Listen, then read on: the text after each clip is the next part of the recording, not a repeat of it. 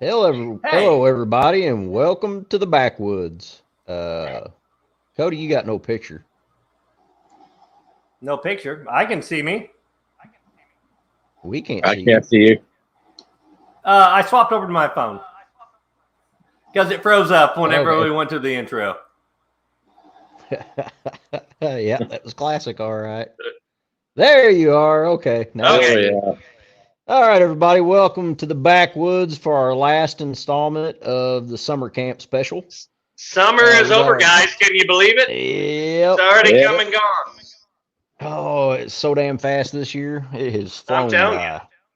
Yeah. yeah. It was crazy Tell fast. that to Texas. Tell that to Texas that summer's over. Yeah. Hey, we're back up like to 90. I think we got 90 Yep. today. Yeah, we're getting back up there in the temps this week too. Oh, Yeah, and one more thing. I love the glass that you have, Cody. You got that awesome Backwoods pint glass that you got there. Thanks. I ordered it from teespring.com/backwoods horror show. Yeah, it's beautiful. It looks better than mine, Cody. I mean, it really does. I mean, Well, yeah, I just opened mine. You got the whole glass half empty thing going on. yeah. No, that's a big glass. That's a full can of beer right there. Yeah, I gotta get me one of those. I like them. They're nice glasses. They're actually better quality than. Oh shit! No wonder I'm on the wrong damn notepad. They're actually better quality than the t-shirts. Nice. But as everybody can see, we got our special guest again, Father Mahoney, or Happy Camper Mahoney, we should say, on this one. Yep. I'm a happy camper. We were going to have another very special guest on this one, but I don't want to reveal him because we'll get him on another show. But due to work constraints, he wasn't able to make it. But yeah. But anyway, we're here to finish out the summer. Sadly, it's bittersweet. I'm glad that we're moving out of these miserable temperatures, but I don't really feel like I've got to enjoy summer that much. I mean, we've been between kids school functions and sporting events and work. Really, it has not been a typical summer for us. A typical summer is like at least every other weekend we're on the river. And well, Trav is not even floated with us this summer, and we've only been out twice. Which this coming weekend we're doing our grand finale fall float. I can't. I won't yes, be able you to make can. it this weekend. That's a negative attitude. That's a negative attitude. Be like Angela. Always have a positive attitude. I'm not singing the fucking song. You can do it. You can do it. You're going to be singing that fucking song before the end of the episode. No. The fuck is in my pocket? Oh, I got a razor. You can do it. Thought we'd do things a little different, though. You want to start out with the news instead of doing the news at last when we're good and fucked up and don't really care? Sure. We'll save the good and fucked up and don't really care for Sleepaway Camp 3. Well, No, I'm sorry. I love Sleepaway Camp 3. Yes.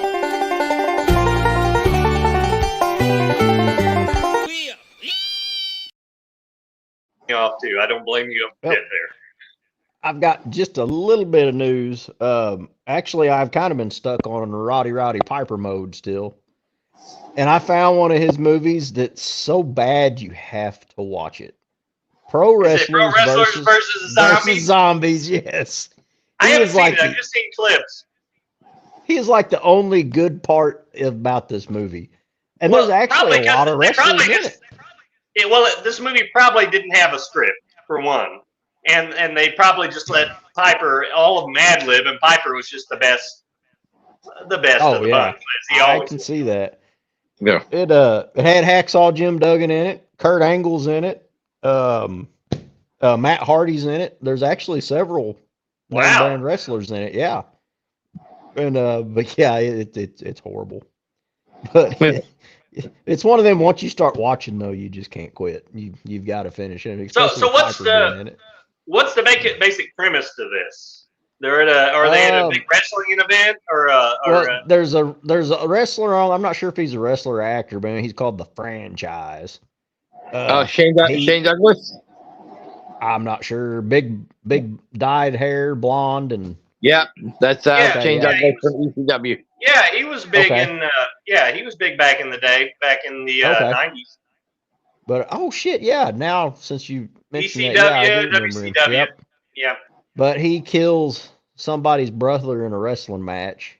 Not really sure if it was on purpose or not. And that brother wants to take revenge, so he does some kind of, I don't know. There's something that comes in and talks to him every now and then. So it's really hard to fucking follow. And he kidnaps this girl and cuts her heart out and eats it while it's still beating. And this gives him the power to bring her back and for her to turn other people into zombies, and he can control these zombies. Yeah, it's kind of weird. So he has all these wrestlers come over for a big wrestling voodoo event. then or something? I'm not sure. Child's Play done it much better. But yeah, it is weird. And so anyway, so then it's just all the wrestlers running around trying to survive and using wrestlers. Hacksaw was pretty good in it. Hacksaw was just Hacksaw. Hacksaw's always good. He's taking a 2x4 and just steamrolling through the zombies, like there's 30 or 40 of them. Oh, and everybody's behind him. But yeah, it was pretty good on that part. But does he still do the cross-eyed thing? Oh yeah, yeah, classic Hacksaw. But the other little, I haven't seen it, but I heard the best scene in the movie is a scene between Piper and zombie Hacksaw. Oh yeah, it is kind of, yeah. That's one of the better scenes of it, yeah. But it's not what you think. There's not like an epic battle or nothing. But no. Yeah, I mean, Piper's on the mic. It's probably something deeply profound. Actually, no, there's no talking at all on that. What? Movie. Oh, I thought you meant the whole movie. I'm like, what? No, just that scene. But so I'm taking this is Piper the lead in it, and then they just have cameos by a bunch of wrestlers as zombies. Actually, pretty much. The wrestlers are in it all through and through. There's another guy, I can't remember his name. He's a white guy. He's really acrobatic, but he's got long white dreadlocks. He was actually pretty decent in it. He's almost like a parkour guy. But yeah, it was horribly good, I guess is what you could say. Wasn't John Morrison, was it? He does a lot of acting. No, it wasn't John Morrison. No, this guy's got dreadlocks. He's got Evan Courageous used to have long blonde hair and dreadlocks. This guy's still pretty young. He's probably didn't we all though? Didn't we all? Yeah, we all used to be young at one point. Yep. But the only other snippet of news I have is we're getting a Puppet Master game. I'm not sure if it's going to be on a platform yet. It looks like absolute dog shit. Yeah, the game. Wait, is this the one that I've seen screenshots of that looks like an Atari game? Oh, that they've been working on for like ever. It looks like classic Nintendo. I'll give them this. It looks like PS2 graphics. Okay, that's what it looks like. It looks like PS2 graphics. Okay, I have a very soft spot for PS2. Oh, so do I. But I mean, you make a game and you spend all this time on it. I mean, come on, Charles Ben, you got money, dude. You got the money to make a legit. Yeah. You really. Yeah, but. Yeah. What I understand, though, this is just going to be strictly online. I think you have to go to something to. And you know what? That's a nail in the coffin because look what was happening. Okay, Friday the 13th game was online only, which it was a good game, but that sucks because I want to put Jason through, whatever. You could have a campaign.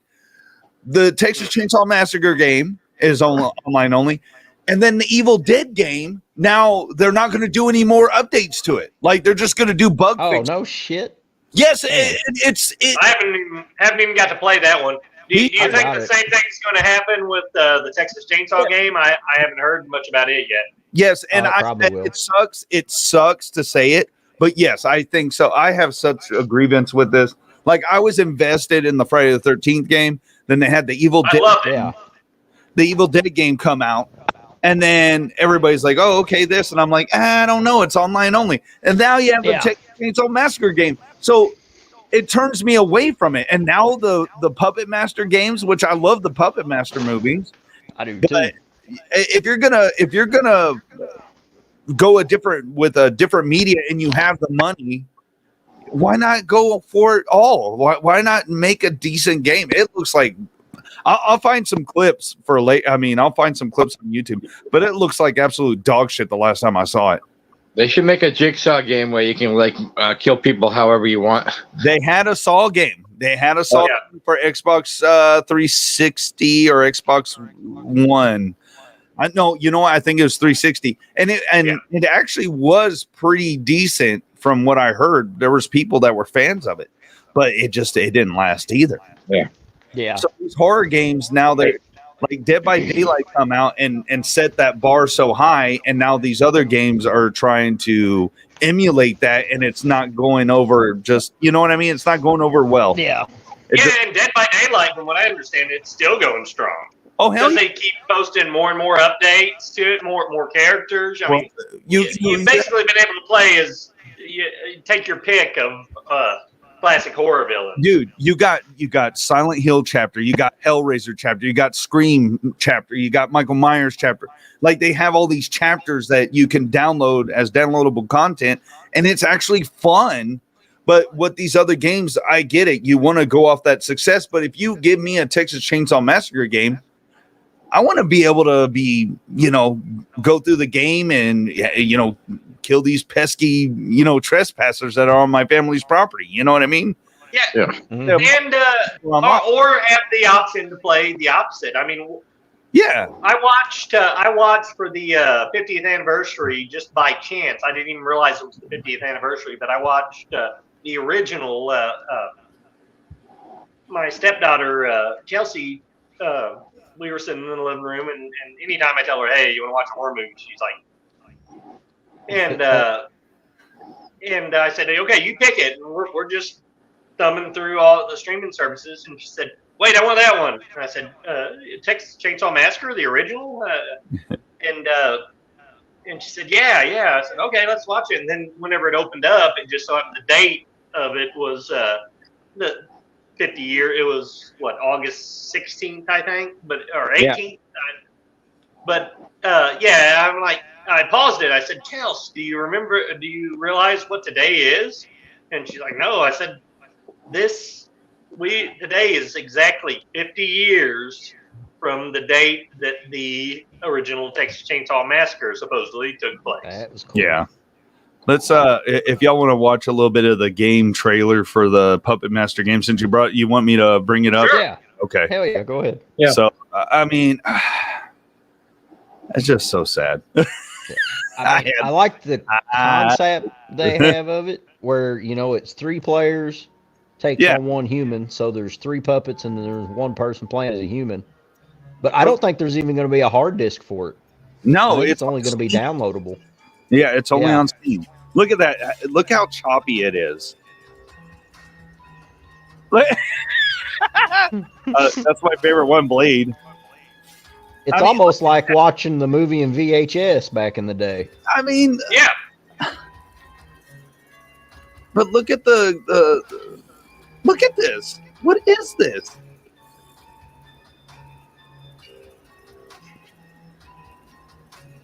It's kind of nostalgic, though. No, it is. I get it. I'm just saying, make it a little bit better. Maybe it'll take off and consoles will pick it up and make it better. Maybe. It doesn't seem polished to me. Because I'd buy it. I mean, if they put it out for PS4 or PS5, I'd buy it. Oh, yeah. Nothing else, just add to my Puppet Master collection. Because I've actually got a lot of the Puppet Masters up here behind me. I want to be the I've got all the movies. I want to spit leeches on people. They should make a Phantasm. They should make a Phantasm video game. Yeah, see, Yeah, they should. I don't know. What do y'all? I mean, maybe I'm being a little bit too rough on them, but I don't think I am. Like, it doesn't look polished at all. I think Poe is just determined to say shit as much as we said. Return to Sleepaway Camp with shit.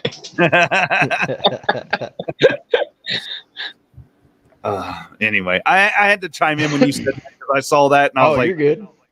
This looks like crap. But anyway. Yeah, I don't know. I'm definitely not a gamer anymore.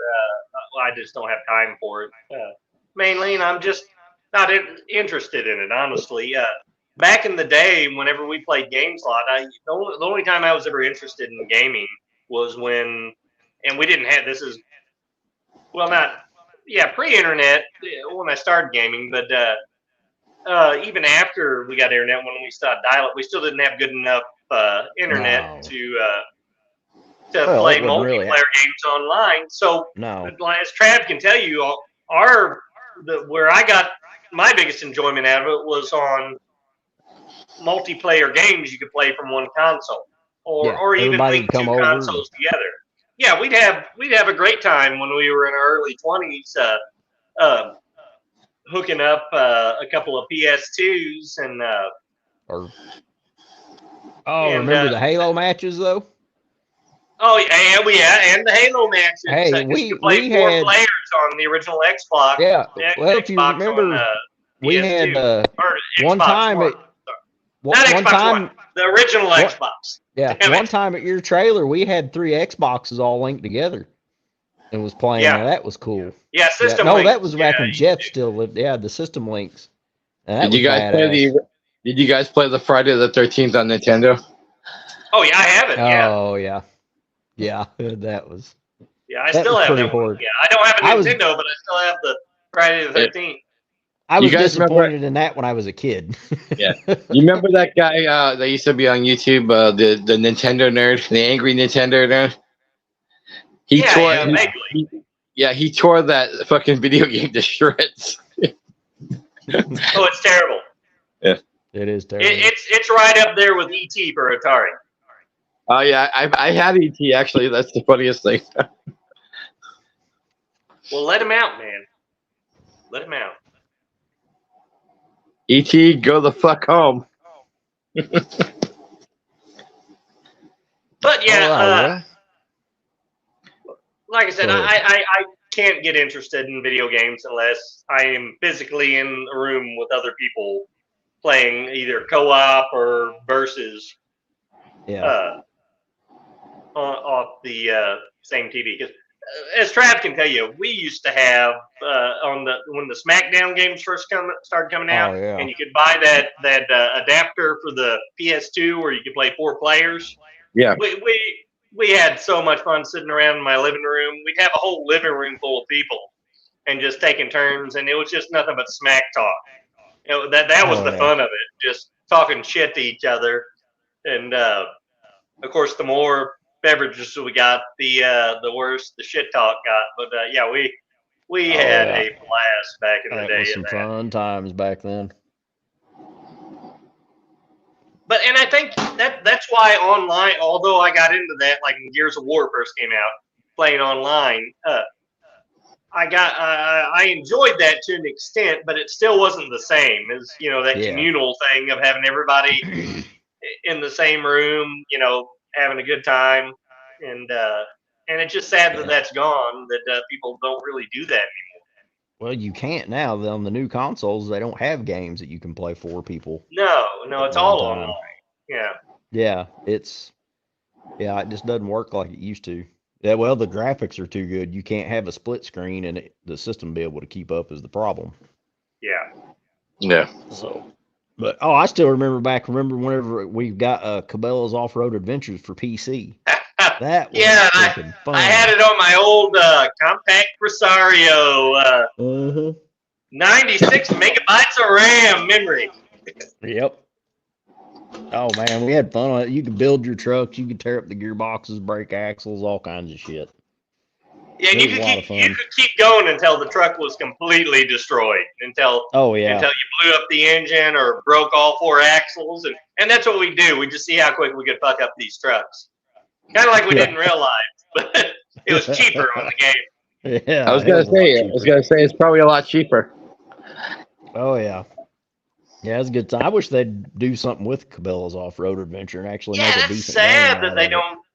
I don't know. And like I said, I've been out of the video game loop for a long time, but I don't know of anybody who does that anymore. Where you can, I know, like they have all the racing games where you can custom build your cars, like Forza,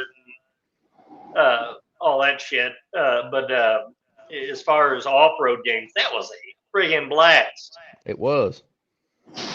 It was. Well, Snow Runner is about the closest thing we got to it. Snow Runner, Mud Runner, it's actually pretty decent, but but you'll spend hours on it though, and not get much done because I usually wind up, hey, where's this trail go? Or like I'm gonna make a trail through here, and it's actually pretty neat. If you get a rig stuck, you actually have to go get another rig and bring it out there to repair it or hook onto it and haul it back, and you run out of fuel, you got to watch your fuel, carry extra fuel. It's actually pretty realistic. It's pretty cool. Did they have an iced over sawdust pile in it? Actually, there is a small one because actually, Snow Runner, you're actually delivering logs. It's like a sawmill game, but you have support trucks and stuff to go out, and there actually is one where there's snow and shit, but it's not a big sawdust pile like we grew up playing on. But there's an OK5 Blazer on it though. It was one of my favorites. Which, Trav, I don't think we've told the story about the sawdust pile. Or, well, there's many stories, but Oh yeah. we probably need to explain that a bit. Well, it was an old sawmill site. God, I don't even know how long. I don't even remember when it was actually a sawmill site. All I remember it being is a sawdust pile, and it was almost And, 3 stories high. Yeah, when a permanent sawmill would sit up in a place where they would haul logs into it, and not just move, not a portable sawmill where portable sawmills they move to wherever the track of timber is, saw everything, and then move out. Permanent sawmills. Yeah, they done like these before there was portable sawmills. I mean, you set up a sawmill there, and that's where they sawed until it got too expensive to haul the logs in, and then they'd move it back to another location.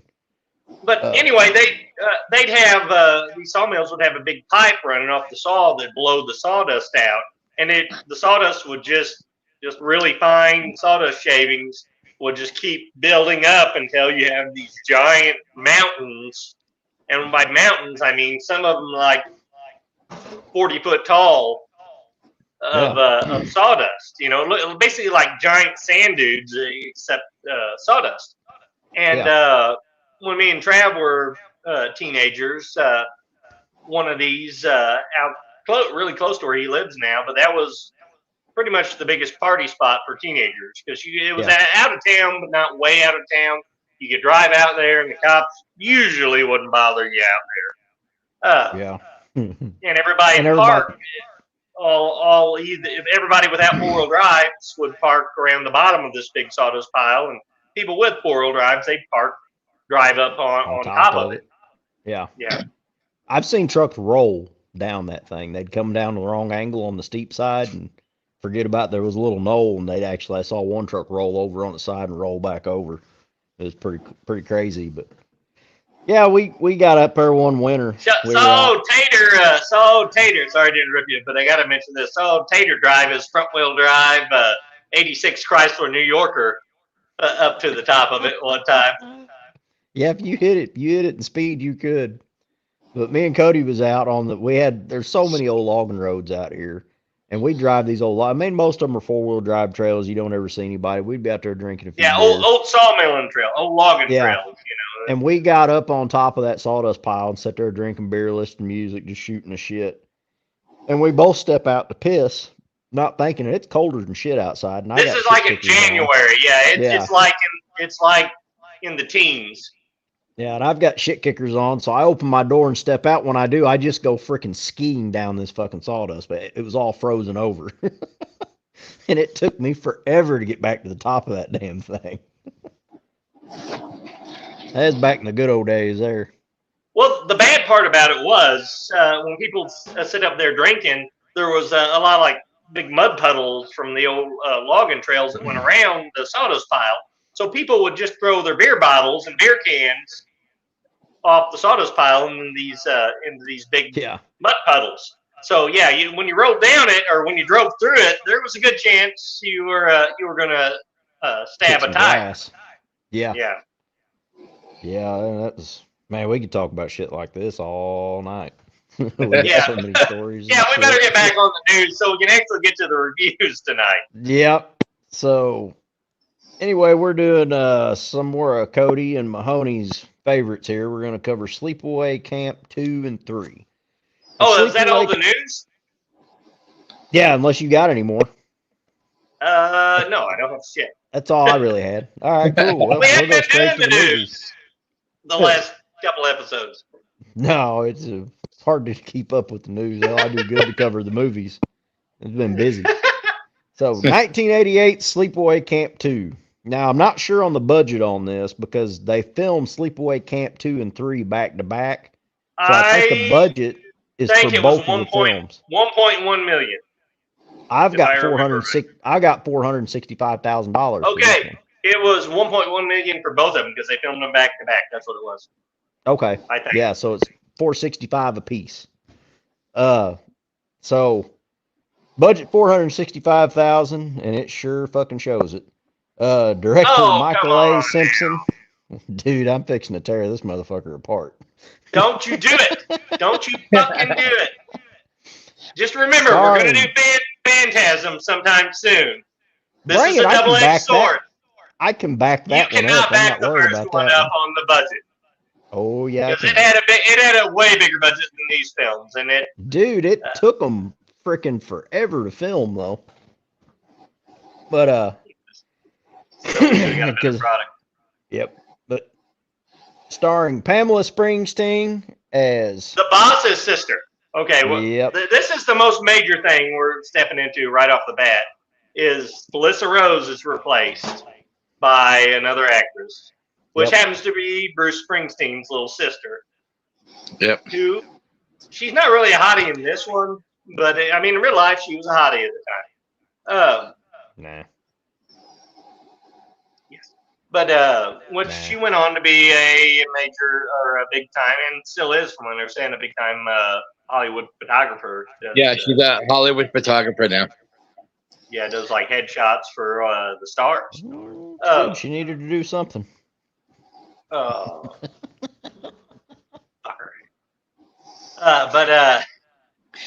Which Felissa Rose, she's even stated they approached her about the role, and she had just got accepted in college. She was very young to I don't remember. I don't remember. It was NYU, but a very prestigious college. She got accepted to, and so she basically turned them down, but they really probably weren't going to use her anyway because director Michael A. Simpson, who had directed nothing but comedies from that before that, he had other things in mind for it, and that was the thing that was going on in the twilight of the slasher genre in the 80s. We were getting like Evil Dead 2 in '87. We were getting all these horror comedies. Yeah. And personally, I'm thrilled that they went a different direction with it. Other than which is what pisses me off so much about, as I've already stated about Return to Sleepaway Camp, when the original director returned to do a sequel to his original and ignore Sleepaway Camp 2 and 3. He kind of talked down, well, not just kind of, he's really shit on Sleepaway Camp 2 and 3. Said, well, we didn't want to go that direction with the films. And giving don't blame him. Giving Felissa Rose's Felissa Rose's comedic chops, which we've all seen her on The Last Drive-In, and I mean she's just a naturally funny person. I think if they would have done, instead of doing Return to Sleepaway Camp, if they would have made it Sleepaway Camp 4, I think she could have slid right in that role, comedic slasher role Perfect. Totally agree. She's hilarious. When I met her, she was nothing but jokes. Like she was making everybody laugh, even like the people sitting next to her. The other actors were all laughing, just listening to her. So Yeah. she's natural. She's a natural at comedy. Yeah, which I mean, she's even said she thought she was too young to do the role anyway, for what they were going for with Sleepaway Camp 2 But and she's 3. she's actually a huge fan of 2 and 3. She really Oh is. yeah, that she said many times that's her husband's favorite. Sleepaway Camp 2 is her husband's favorite film of the franchise. Well, I doubt he'd like the first one because every time he watches it, he's going to think about his wife with a dick. So yeah, I can understand that. At least they mentioned at the beginning of Sleepaway Camp 2 in the exposition scene with TC around the campfire that she had an operation when she was in the nut ward. So lots of therapy, shock therapy. Yeah, she's back, but she's not enough Angela therapy. Baker anymore. Now she goes by the covert name Angela Johnson. Angela Johnson. I like that. Well, Johnson. Yeah. She don't have a Johnson no more, but she's Angela Johnson. Yeah. Yeah, but wouldn't she go by something else though other than Angela? Because Angela's what everybody's going to think about. It's an 80s slasher film. It doesn't have to make sense. Come on. I don't like you have to suspend disbelief. Well, that ain't no shit. So Angela's back and reformed, starting with a fresh start as a camp counselor until the kids start acting up. Well, if you would have read the book that the Examining Sleepaway Camp, how she is actually stays quite true to a real psychopath. Well, wait a minute, Cody. Cody, you're gone, but your audio is 10 times better now. I'm in a bigger room. I'm peeing off the porch. Ah, that's okay. We don't have the echo. I see. Okay. But now this one does got a lot more going for it than the others. There's actually titties in it. But yeah, Michael A. Simpson, he knew the beauty of the 80s. What we all love about the 80s. With your raunchy comedies, a ton of raunchy comedies during the 80s. Oh yeah. You were guaranteed you weren't always guaranteed laughs, but you were guaranteed titties. Well, I'll say right now the girl in this one is my second favorite with tits. So Allie? Allie, yeah, she's my second favorite. My favorite's in part 3. Oh, yeah, I know what you're talking about. We'll get to that one. That's probably everybody's favorite. Yeah, but the movie starts out decent. It just starts off. It cuts right to the rock, and I love the soundtrack in this. We're going full bore late 80s fucking hair classic. It's classic 80s hair band. That's what I was gonna say, hair band metal, and or hair band rock, and it's it goes right to the kids around the campfire, telling story. I love the campfire scene. Yeah. And then Phoebe that's where we get our exposition and really get the transitions to, the new vibe of the new film. Yeah. So you're not spending a lot of time on exposition. They get right to the point. And in my opinion, Michael A. Simpson did a great job with that because they're sitting around the campfire, kind of like in The Burning. They throw out, boom, they throw out the exhibition right there, real quick. You're not muddling around in it for a long time. You know where we're at, and then we get right to the kills. Oh yeah, I mean, you got what is it, like 7 or 8 boys sitting around a campfire and one girl, and they're all telling, and then Phoebe starts telling the story about Angela, how it's close to this camp and went on. And wouldn't you know what Angela's looking for, because it's one of her girls. So she pulls her out of there, and that's our first kill. It could have been so much better. And she gives her a chance to. Well, I like it how they turn her into, like, we're talking about, in this, like, she only kills bad people. Kind of like they did with Hannibal, with Anthony Hopkins. Remember, they tried to turn him into like the anti-hero. Well, I mean, the original Sleepaway was kind of that way too. She only killed people that fucked with her, but True. or done something wrong. I mean that's kind of been from what I've seen is in all of them. But I forgot, she whacked her in the head, then pulls her down and cuts her fucking tongue out. That was fucking horrible. Horrible. I mean, it grabs her tongue and goes to cut it off, and there's no blood coming out of the tongue when she cuts it off. What And there's what a movie few did you drops. watch? It's spurting. Well, she's already dead for one. Her heart's not beating no more. I don't care, dude. There would be blood pouring everywhere if you cut that tongue It out. squirts when she cuts the tongue off. It does, Oh it does. no! After she pulls the blade up, it drops down a little bit on her shirt. There would be blood rolling out of her mouth. It wouldn't be squirting. It would be rolling out of her mouth. Next time you shoot a deer, and before you gut it, walk up and pull its tongue out and cut it, and watch how much blood comes out. Okay, I'm gonna do that. I'm gonna video it, and then your We'll have ass is Poe gonna show it. apologize to me. Yeah, I ain't we'll do apologizing it as for a short shit. on the show. We'll do Live on Backwoods Horror Show. Backwoods Mythbusters. Backwoods Mythbusters. Only one deer was hurt in the making of this video. I'm looking up that scene right now. I'm looking it up. Oh, it fucking sucks. It's like he Oh. pulls up the tongue and Speaking I of was which, so though, do we pissed. have the I'm like- trailer for it? I'm sorry, I forgot to send it to you. it's not worth watching.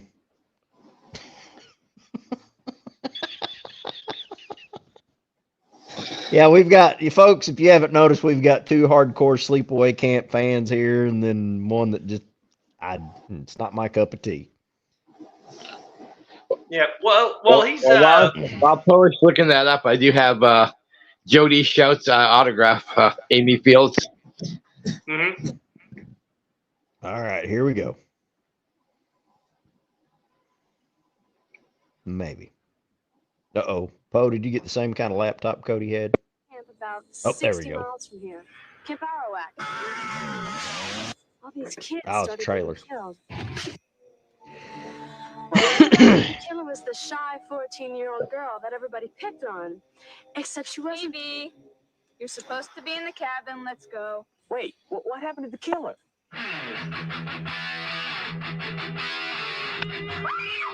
Whatever happened to the good kids in the world? Oh, don't talk like that, Uncle John. There's lots of good kids.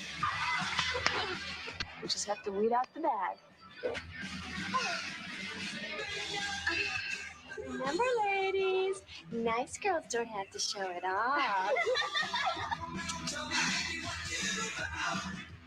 Where's Phoebe? That's what's great. Even in the 80s, they showed titties in the, I found her doing things in the with boys previews. last night that she had no. The 80s were Red Band before Red Band was cool. Yeah. I didn't know it was going to show that. It's all good. Oh my lord! We're getting canceled from YouTube. Ah, fuck YouTube. Camp Rolling Ah. Hills is the best. Oh. Oh, fuck. Here we go. Yes.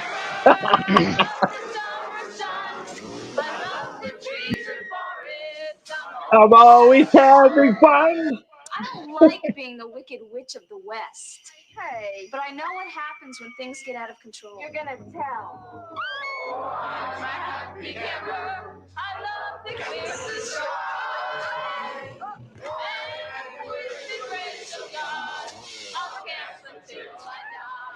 Good night, campers.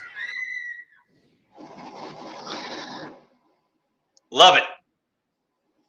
I got my point for the day now. Uh-oh. But yeah, let's go back, Rob, here to a little bit. Gosh, You know, damn it. I Come back did not. at me. Okay. Yeah. Okay, I'm Oh, back. shit, Sorry, I I got a thought you were just FaceTime pissing. call. No, I got a FaceTime call. I'm back.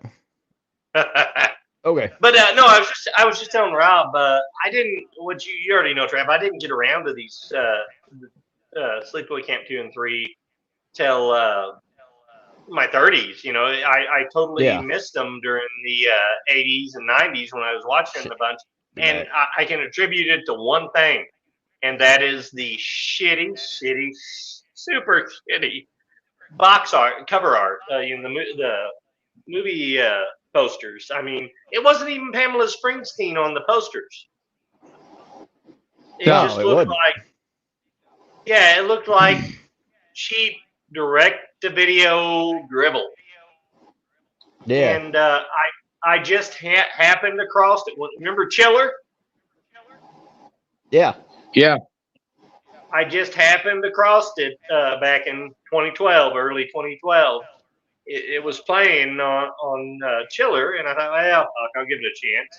And I, up till that point, I thought I saw all the great 80s slashers, or even all the, anything that was worth watching from the 80s as far as horror when I thought I had seen already. And I watched this, and it just kind of reignited my love of the 80s slasher genre. And, went back. It basically made me feel like a kid again. Yeah. I don't know. I guess I'm freezing up kind of like the trailer is. But I think he's waiting. Oh, is the trailer froze up? No, I I'm think still this seeing is that scene. Or is he on the scene? No, he just played it. No, it may just be. it's the scene. It's the scene with the tongue. Yeah, go ahead and play the scene. All right. Oh, okay. I'm sorry. No, I was waiting on you to finish your thought there. Oh, that'd take forever. Go ahead. Yeah, I'll never get that. And here's Okay. Watch. for telling evil stories and having such a filthy mouth. He's got a Oh, dull see ass that knife, spurt? too. You see that spurt? Yeah. Yeah. Look, no blood coming out of the mouth at all. Just a little old spurt. That's where the She's packet already dead. It don't matter. There's still going to be blood running out of that They're tongue. working on. You got to remember, they're working on a less than $500,000 budget. So okay. They could have put a half a quart in the girl's mouth and had her push it out. What did you Whenever want it it to come be all spraying all over the place like fucking Ronnie Yu did in Freddy vs. Jason?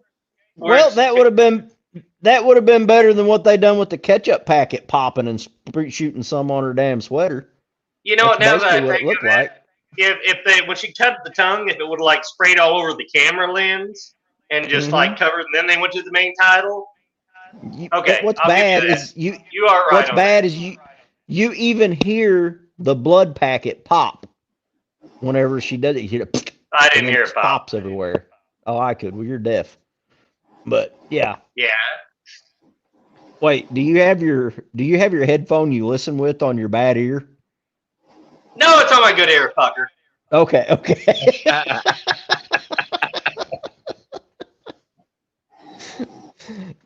All right, so yeah, I mean, right off the bat, I really had. It'd been so long because I know I'd seen bits and pieces of this, or it'd been so long that I couldn't remember much of it. Now I understand why, but I really had high hopes for it starting out. They went right to it. I'm like, all right, cool, and then the first scene you see is where she cuts. I'm like, what the fuck was that? I was like, that's sad. It wasn't sad. It was just low budget. It was horrible. It was not horrible. Yeah, if they would have pulled out like a big fake plastic tongue and it looked low budget 80s. Come on. No, it's bad. Agreed. Then she tells all the other campers, she had to send her home.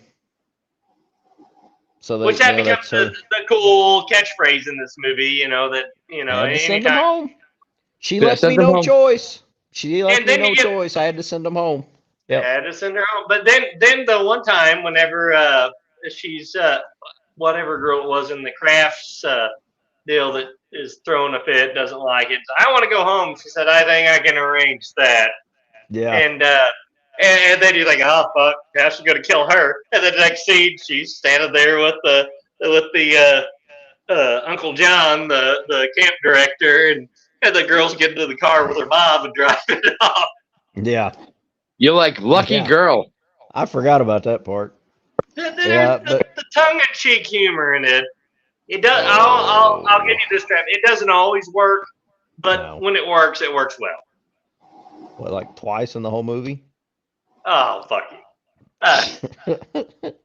So then the next thing we go to, they're having their, I don't remember if it was breakfast or lunch or whatever, but Uncle John makes her, was it camp counselor of the week? Yeah, counselor of the week. Yep. Counselor of the and, week. and it puts her in such a good mood, she just had to get her guitar and sing that song. And Fucking right she did. oh my gosh, it was horrible. Oh, happy Happy camper, I like to drink and fuck. And if No, you no, pay me you're skipping money along. on my No, titties, you're you can suck. skipping. You're skipping it. What? No, What? no. We're I thought talking when that's how the song Angela's went. in there. No. That's the better version. Which That's we the get second to- verse. That's the second verse. Which we get to when she finds the sisters getting drunk and high. If I was at that sleepaway camp, I would oblige them with that second version. Oh yeah. I mean, who would? Why else would you not go to camp? You know what? She gives them a chance though. The shit sisters who sing that song. Are they twins? Are they twins? They're supposed to be twins in that. They don't look like twins. But anyway, she gave him a chance. the first time she catches them drinking, she doesn't do anything. She just tells them. Oh, that's right. She just tells them they're gonna fuck their lives up if they don't. Yep. She just gets on to him. Straighten I up. forgot about that. It really surprised me after she heard that girl sing that song. Because the version Cody was singing was the song that she walked up and that girl was singing that. Because they were actually making fun of Angela. Yes. And then they started singing that song, talking about how Which, she was I mean, a hard ass and this and that. That reminds me of like every girl Trav ever dated in his 20s. Not every one of them, but all of them. Several. A bunch of them, yeah.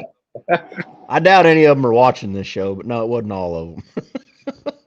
It was all of them. Oh yeah, but then and the sisters kill. Come on. Oh, hey, the skeletons look amazing. Do you know how much time it takes to burn a human body to get it to look like that? And once it gets to that point, it doesn't hold together. That was cheap. That was nothing but black spray paint and a little bit of extra shit added to it. Yeah, it looked pretty good. No, you're being overly critical. No, I'm not. No, you're hating on the 80s. Shit, no. You know I'm not right. hating on the 80s. I'm hating on Sleepaway Camp.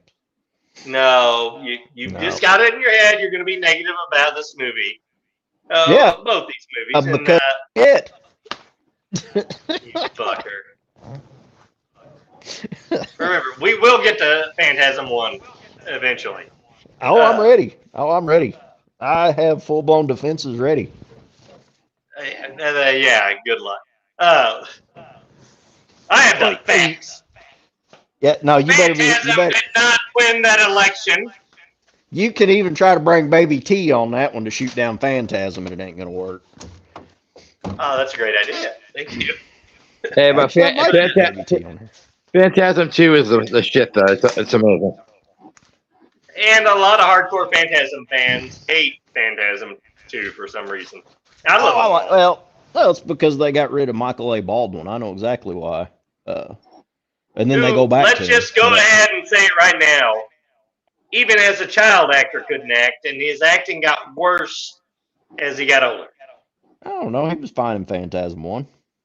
Oh, well. Hell of a lot better than... As compared to everybody else, except Reggie. I will never take our Lord and Savior Reggie's name in vain. I can promise you that. About to say, you better not be talking bad about the Reg man. You're going to shit all over my Angela, but it's not just shit. It's not just shit either. There's gonna be a golden shower on top of it, to tell you the truth. Yep. We ain't even made it to the third one yet. Do you think her brother gave her a golden shower? I mean, there were like 9 kids. They surely showered together. That's probably why maybe that's why she didn't go on into acting. Brother told her no. Maybe he's trying to help her out. He's like, you're not embarrassing me anymore, sis. You're going to kill my fucking career with your career. You got to stop. Hey, he did bring her up on stage when they performed in New Jersey. Dancing in the Dark, yeah. Yeah, Dance in the Dark. Which is a weird ass song to dance to with your sister because it's about fucking a chick. True. Maybe you're catching on. Maybe you're catching on to something. Maybe that's why she got cast in the Psycho role. Which I thought she played wonderfully. So we get to so we get Totally to convincing as a psychopath. she comes up on the sisters once again, and one of them's attempting to fornicate, and the other one's passed out. I mean, passed out on a log. Worse than our old lady's passed out on them kayaks out in the front yard that time. Yeah. I mean, Or you go back about 20 years before that, and that was our go-to plan for several years. I got you laid several times by pretending to be passed out. Yeah, he was a very good wingman. He'd be over. He would take a bump on the head. He'd be standing there and just kind of bobblehead a little bit. And is he okay? It's like, yeah, he's fine. He's okay. He's gonna be the thump. Like, oh my gosh, he hit his head. It's like, have you seen the size of his head? His skull's like this thick. He's good, sweetheart. We're good. Yeah, I'm like a human lawn dart. He's not gonna wake up for like 3 more hours. We're good. He was a hell of a wingman. He would sit there and go for all that time without even a beer. I do gave you props on that. He's really trying to change my direction on this movie, isn't he? So she scurries off. Hey, we all make sacrifices, damn it. Yeah, I did. I had to watch these fucking things. Ouch. So she scurries the boy off, and the next thing you get, she's waking up the one girl with gas or kerosene getting poured all over her. And when she sets up, she sees. Can you imagine? Yeah, can you imagine waking up and you see the burnt, charred remains of your sister in front of you? Which me and Trav, we for entertainment in our part of the country, growing up, we don't have a lot here to entertain ourselves. So yeah, bonfires out in the woods were a big thing. Still are. We still do it every Halloween. But just for parties, you had to have a fire, a big fire. And the amount of time it takes to burn all the flesh off a corpse to get it to nothing but a skeleton. Yeah, it's got to be a hot takes a damn while. fire. And not to mention that, the smell. She would have had to been like 5 miles away from camp to do that without that smell getting back to camp. And the amount of fire it had to been would have drawn attention. You can't, it's not like the movie. You don't just pour 5 gallons of gas and light them and walk away. You don't burn shit. No, you got to feed the fire. It kind of discolors. Well, the heat's all up on top, but it didn't work. She looked up like, okay, and it's just a skeleton sitting there. I'm like, all right, so where's all the ashes that it took to burn this body and get it this way? And it would have took hours. That was neat that she lit her on fire. I give you that. Not even hours. But again, we're talking about the 80s. Yeah, so many of the 80s movies we love, especially action movies, Trav or Schwarzenegger, Stallone. You have to suspend disbelief. Yeah. Yeah, but if you're going to do it badly, do it good badly, not just. Well, it was a great shot, though. You got to admit the way whenever she sits up and when she sits up, it's the angle and she's face to face with the burnt, charred remains of her sister. I think it would have been better if there still would have been some features that you could have recognized was her sister, and she was just like half-ass burned. You know what? I'm not going to argue that. I'm not going to argue that because that would have been. I think that would have been more effective. But it would have cost more money. So I see why they went this way. Yeah, they did what they could with a very small budget, and basically, what I love about it is they tried to turn Angela into, although it was far too late in the slasher genre, to really, and that's why these movies, in my opinion, why they didn't launch Angela as a slasher icon, which is so different. So she's such a sympathetic character too, because she has like the nightmares thinking about killing everybody, but then she wakes up, she's like, well, right back to it. But Yeah. but Well, it it's shows she fucking does nuts. have remorse, and she can. Well, yeah, exactly. It's the it really is a more realistic version of a psychopath. I mean, I would equate it to Norman Bates even, because he's a likable character. And then the more you find out about him, it's like, this guy is off the rails, but he doesn't want to be bad. No. He doesn't want to hurt anybody, but once anybody interrupts his idea of how the whole world's supposed to be, how everybody's supposed to act, then boom, and the more things happen, the less it takes to set him off and kill people. And the same with Angela, when she starts off, it takes a girl being really obnoxious to kill her, and then by the end, it's like, oh, I'm just going to kill everybody. She finds a reason. Yeah, just to kill everybody. Justify killing everybody. And she has to find a reason, but yeah, that's very true with it can't not necessarily even close to valid reasons, but it's just as it proceeds, No. she had like a true psychopath. She finds more and more things to justify her way of thinking, as to the point where she's just on a massacre, slaughter fest. yeah. I think I know where you're going with that, but I feel like if she had never got fired, I think she would just stick to what she was killing and not who she was killing. Because, Rob, I can't see your face. I just see your mouth. It's Yeah, you freaking need me to out. back your camera up a little bit, bud. I'm sorry, buddy. There you go. But I'm saying, like, if she had not been fired, I think being fired. That's what set her off, definitely. That really set her off. I'm going to kill everybody now. But I think if they kept on the path of her just sending people home for justifiable reasons, I don't think we'd have such a high body count. Well, you're kind of skipping a bunch of stuff before you get to there too. Yeah.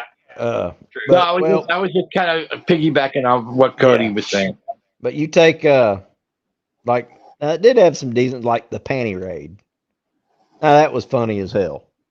When the boys all go on a panty raid. Remember the poison poster on the wall? Yeah. That was cool. And again, you get the 80s hairband metal playing in the background during the panty raid. And then what do the girls decide to do to retaliate? They're like, let's do a jock strap raid. I'm like, what?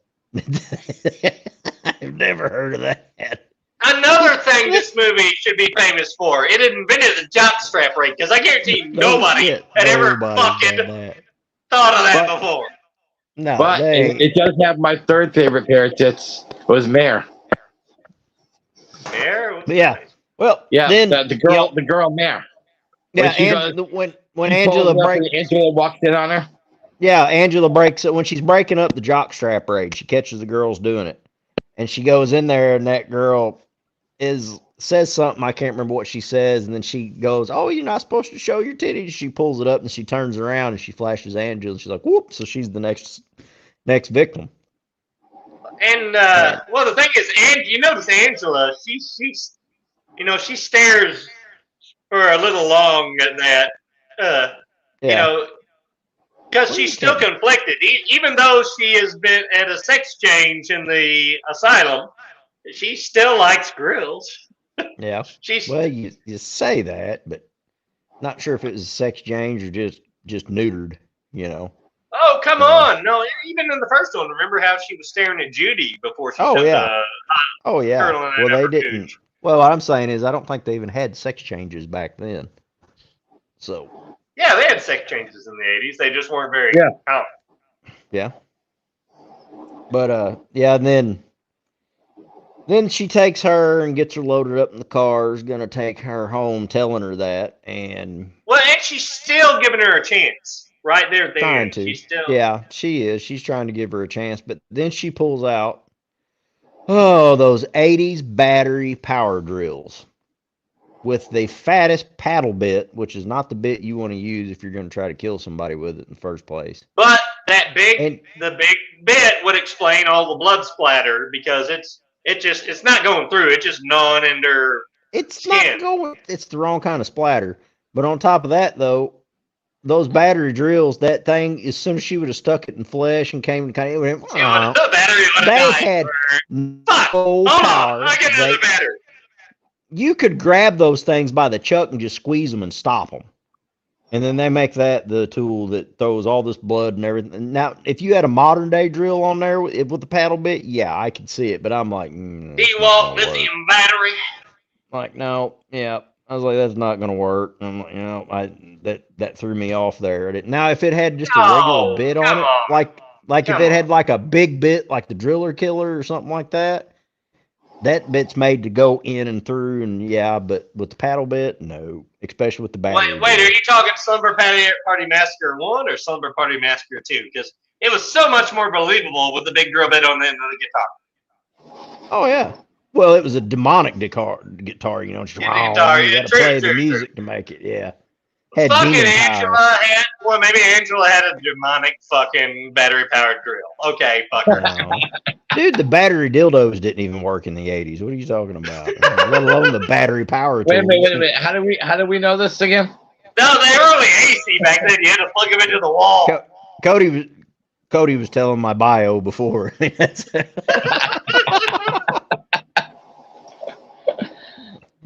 What about your AC powered dildos? With some of my dates in the past.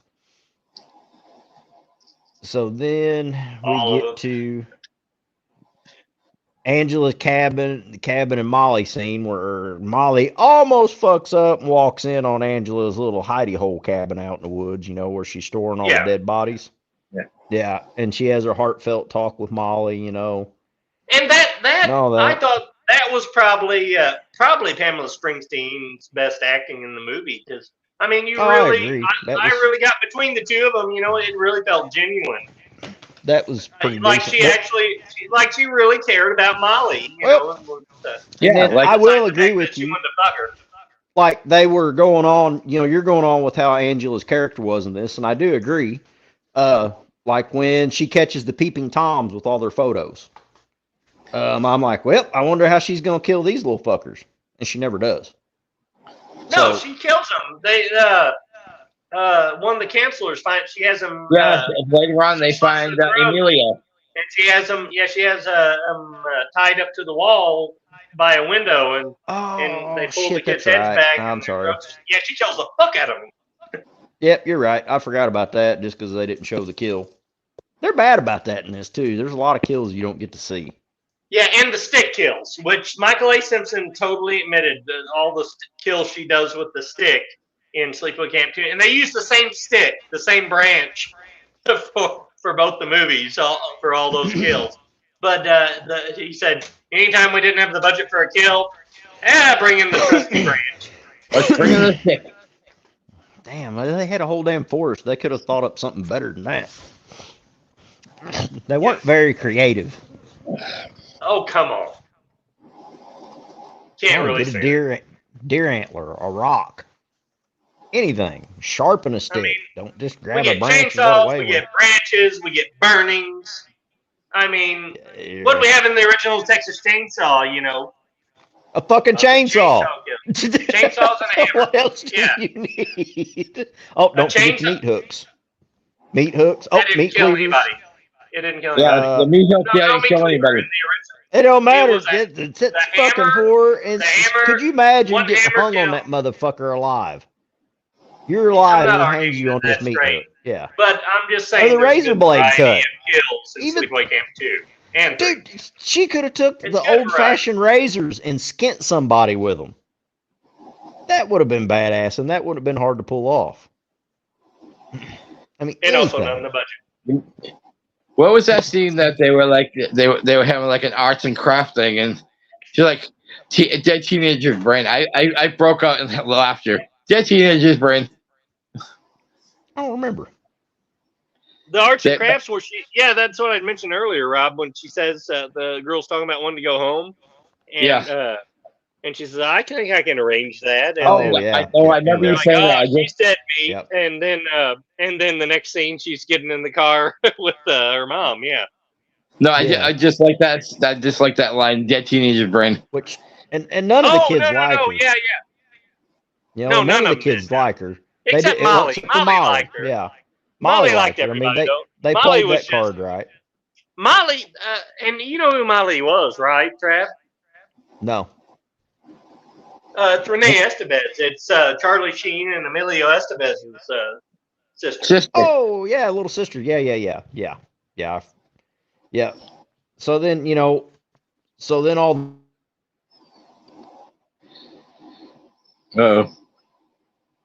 We lost your audio, Trav.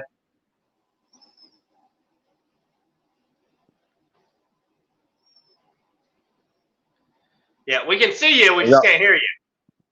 No, I was just gonna quickly say while Travis working on that is I actually like that little romance between Molly and what's his name again? Sean. Yeah. I like that little romance that they had. Yeah, it was cute and it felt genuine. It felt like genuine for like an '80s rom-com type genuine, or '80s camp movie.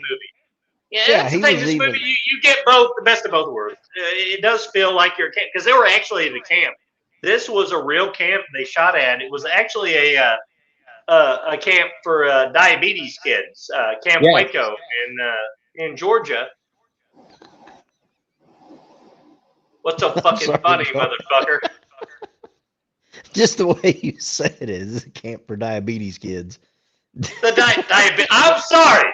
It's a camp for the diabetes kids. Are you happy, Trav? Yeah, that's better. Diabetes. You fucker. I'm sorry. He clicked in my head as soon as you said it. Wilford Brim. That would have been great if they could have gotten, and which I love the guy who played Uncle John, the camp director. He was in a ton of movies and TV shows in the 50s, 60s, and 70s. But if they could have got Wilford Brimley to play that part. Be the camp director. Yeah. This used to be a camp for diabetes. Diabetes. But,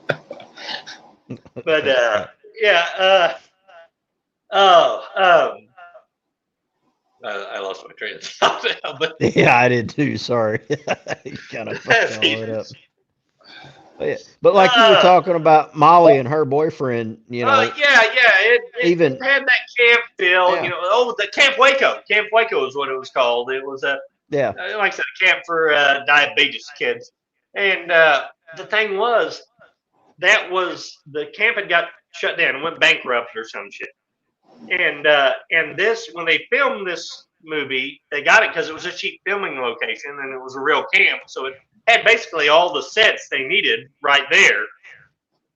Yeah. And that's where they shot both the films back to back. But this camp had been sitting empty for like a year and a half, 2 years by this point, which you'll notice like in the pool scene where you get to see Allie's tits. That's all the party hats, which is basically all I remember of that scene. If you'll look at the water, it's green and fucking nasty as fuck because the power's been off here and the pool has not been treated like in a year and a half. It's amazing none of these kids died from some kind of fucking wicked ass infection after swimming in the pool. Well, it's just that. I would say Allie got gonorrhea from it, and she probably already had gonorrhea. You know what? The alley scene when she comes out of the with the party hats, that scene totally reminds me of with that Fast Times at Ridgemont High scene.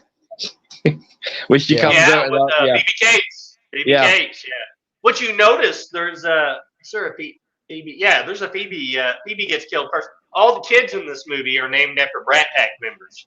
Trav, I know Rob's old enough to remember. Trav should remember. You remember the Brat Pack? That all the '80s stars: Charlie Sheen, Emilio Estevez, Phoebe Cates, and all. And that's why the camp director, Uncle John, that's where he got his name. It was after John Hughes. Yeah. Well, there's even a black Demi Moore in it. Yeah, Demi. Yep. But yeah, like you were talking about Molly and her boyfriend, though, they did kind of work on that pretty good. When Allie comes up out of the pool, that's the reason she comes up out of there is she's trying to get him away from Molly. You know, she wants him, and he just looks at her and is like, "You want to go somewhere else?" And then they take off and just pisses her off. And that's why she runs and does Okay, that I'm going to argue with thing. you here, Trav, and say that I'm going to call bullshit here. Because no fucking 17-year-old boy, 16, 17-year-old boy is going to be laying around the pool with a really prudish girl, and a hot blonde chick jumps out of the pool right next to him with her tits hanging out. He's like, let's get out of here. I don't want to look at these I don't know. tits. It depends on how head over heels he is. I don't know. It depends on how head over heels he is on that girl. Man, I would have fucked the shit out of Allie right there. At 16, hormones always trump feelings. It depends. Depends on if he's still a virgin too. You know what? That's true. That's true. Yeah. I'll give you that. I'll give you that one. Anyway, you get to the Freddy and Jason kills. So for some reason they're getting dressed. Don't you dare shit all over this, because for what they had, they did it well. No. I thought it's not supposed to be actual Freddy makeup. It's a kid. That's fine. I mean, like whoa. I'm not shitting on that part. No, I thought they fit that well for what it's supposed to be. It's what kids would bring to camp. It's not great Hollywood makeup. No, but so they're getting all this together, and all of a sudden he loses his fucking glove. He just set the glove randomly down, and she just happened to be laying here. She stole it. That's the thing. She was following them, and she stole it. How the hell did she steal it?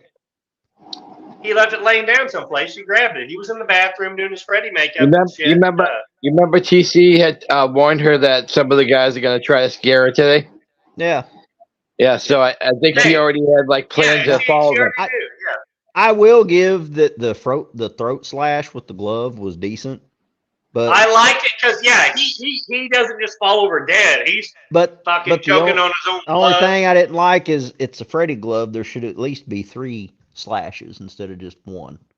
Was the only hit I had on that. You're right on that. I can't argue that. Because another thing, I mean, you have a Freddy glove you made.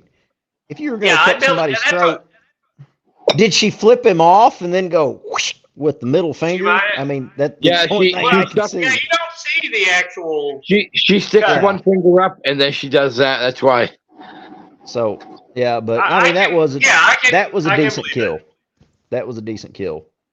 But then and then when we get to the Jason kid, the kid who don't remember his name, the black kid that had the Jason mask on, and I loved it because it was the mask off the cover of Friday the 13th Part 5. Remember and the actual goalie mask. Yeah. Yeah. And that was pretty awesome. And then she's dressed up as Leatherface with a chainsaw. And yes, can I give her props for that? That Leatherface killed Jason and Freddy. Do you not realize that was the face of one of the teenagers she killed earlier? Oh, it was? Yeah. Yeah, but she was still portraying Leatherface though. Well, that's pretty cool, and I like that. That's pretty cool. Yeah. I didn't notice that. But yeah, they should have done that just a little better where you'd notice that better. Yeah, but I didn't know until somebody told me about it. And this had great fucking lead off. And then once again, we get another off-screen fucking kill. Which one? They give you the fucking chainsaw kill. Yeah.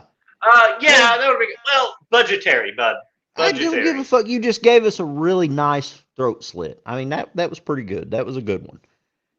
And then I'm like, hell yeah! All right, we're finally gonna get a good. You motherfuckers! What the hell? Well, they didn't have. We're talking.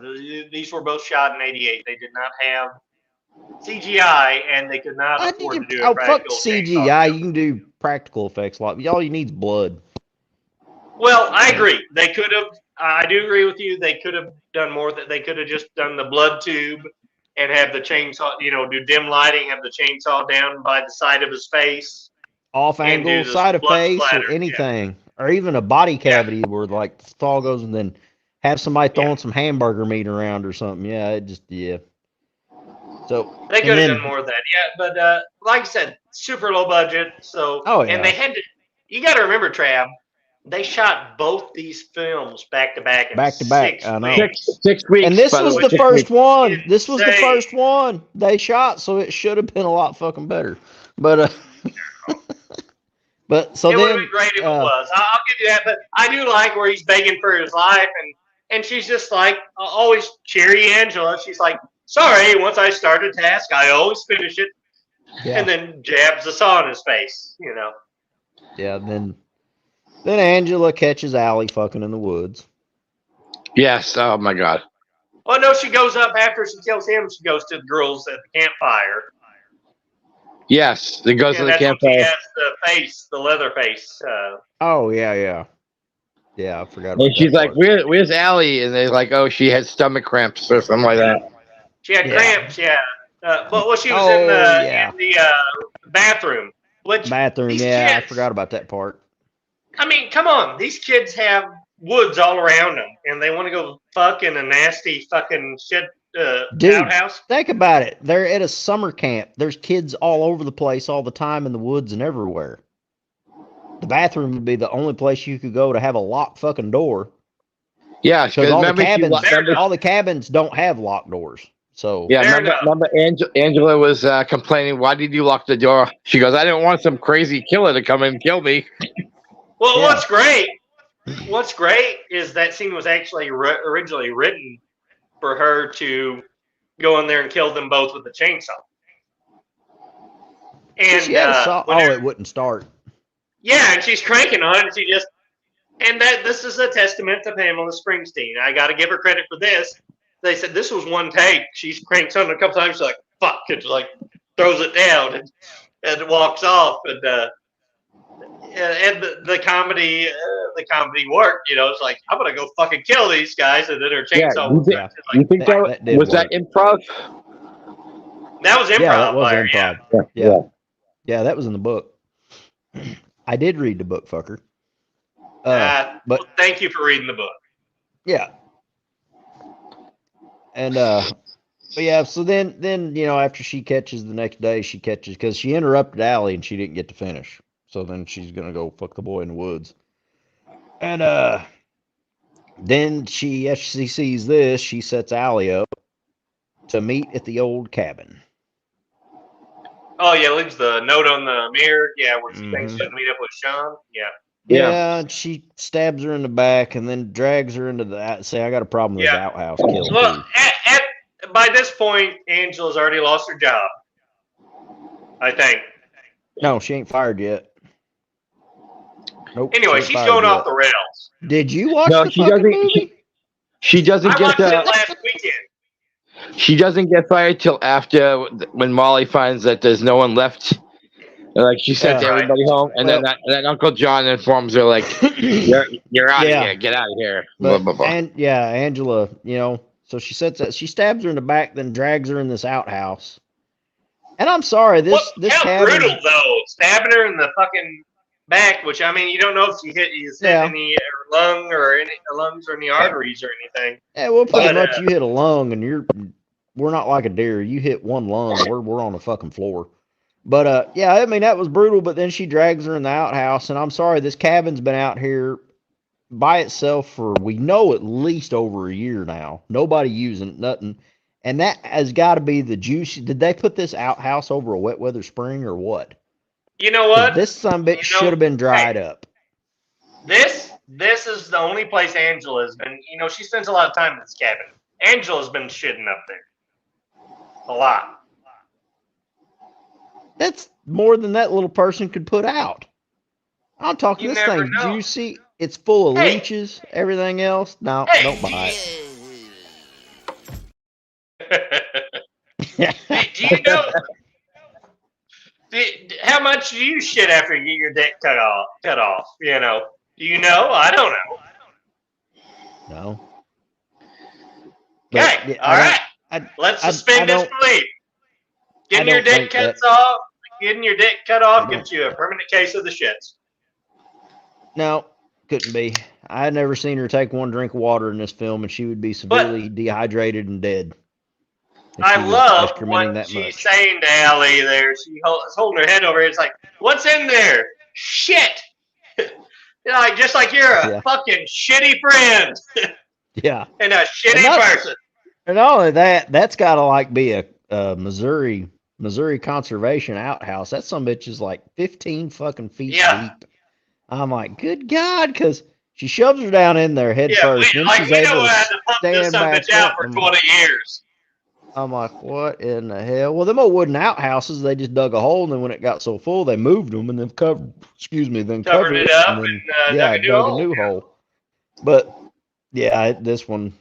Now, if it would have been Great like kill in one though of with the leeches, and when at the cabin at the end when you get to see the after effect with all the leeches and stuff, it them leeches ain't gonna be on there when she's that dead though. That's another thing I didn't like. Them leeches, as soon as the blood quits pumping, they're gone. They're looking for something with a heartbeat. Okay, I have an explanation for this. This bitch, this is the 80s. This bitch had so many fucking STDs. It killed the fucking leeches. No. It's the 80s. It would have mutated. It would have It's the mutated the 80s. leeches, and they would have The fucking leeches spawned their got own film. AIDS and died instantly.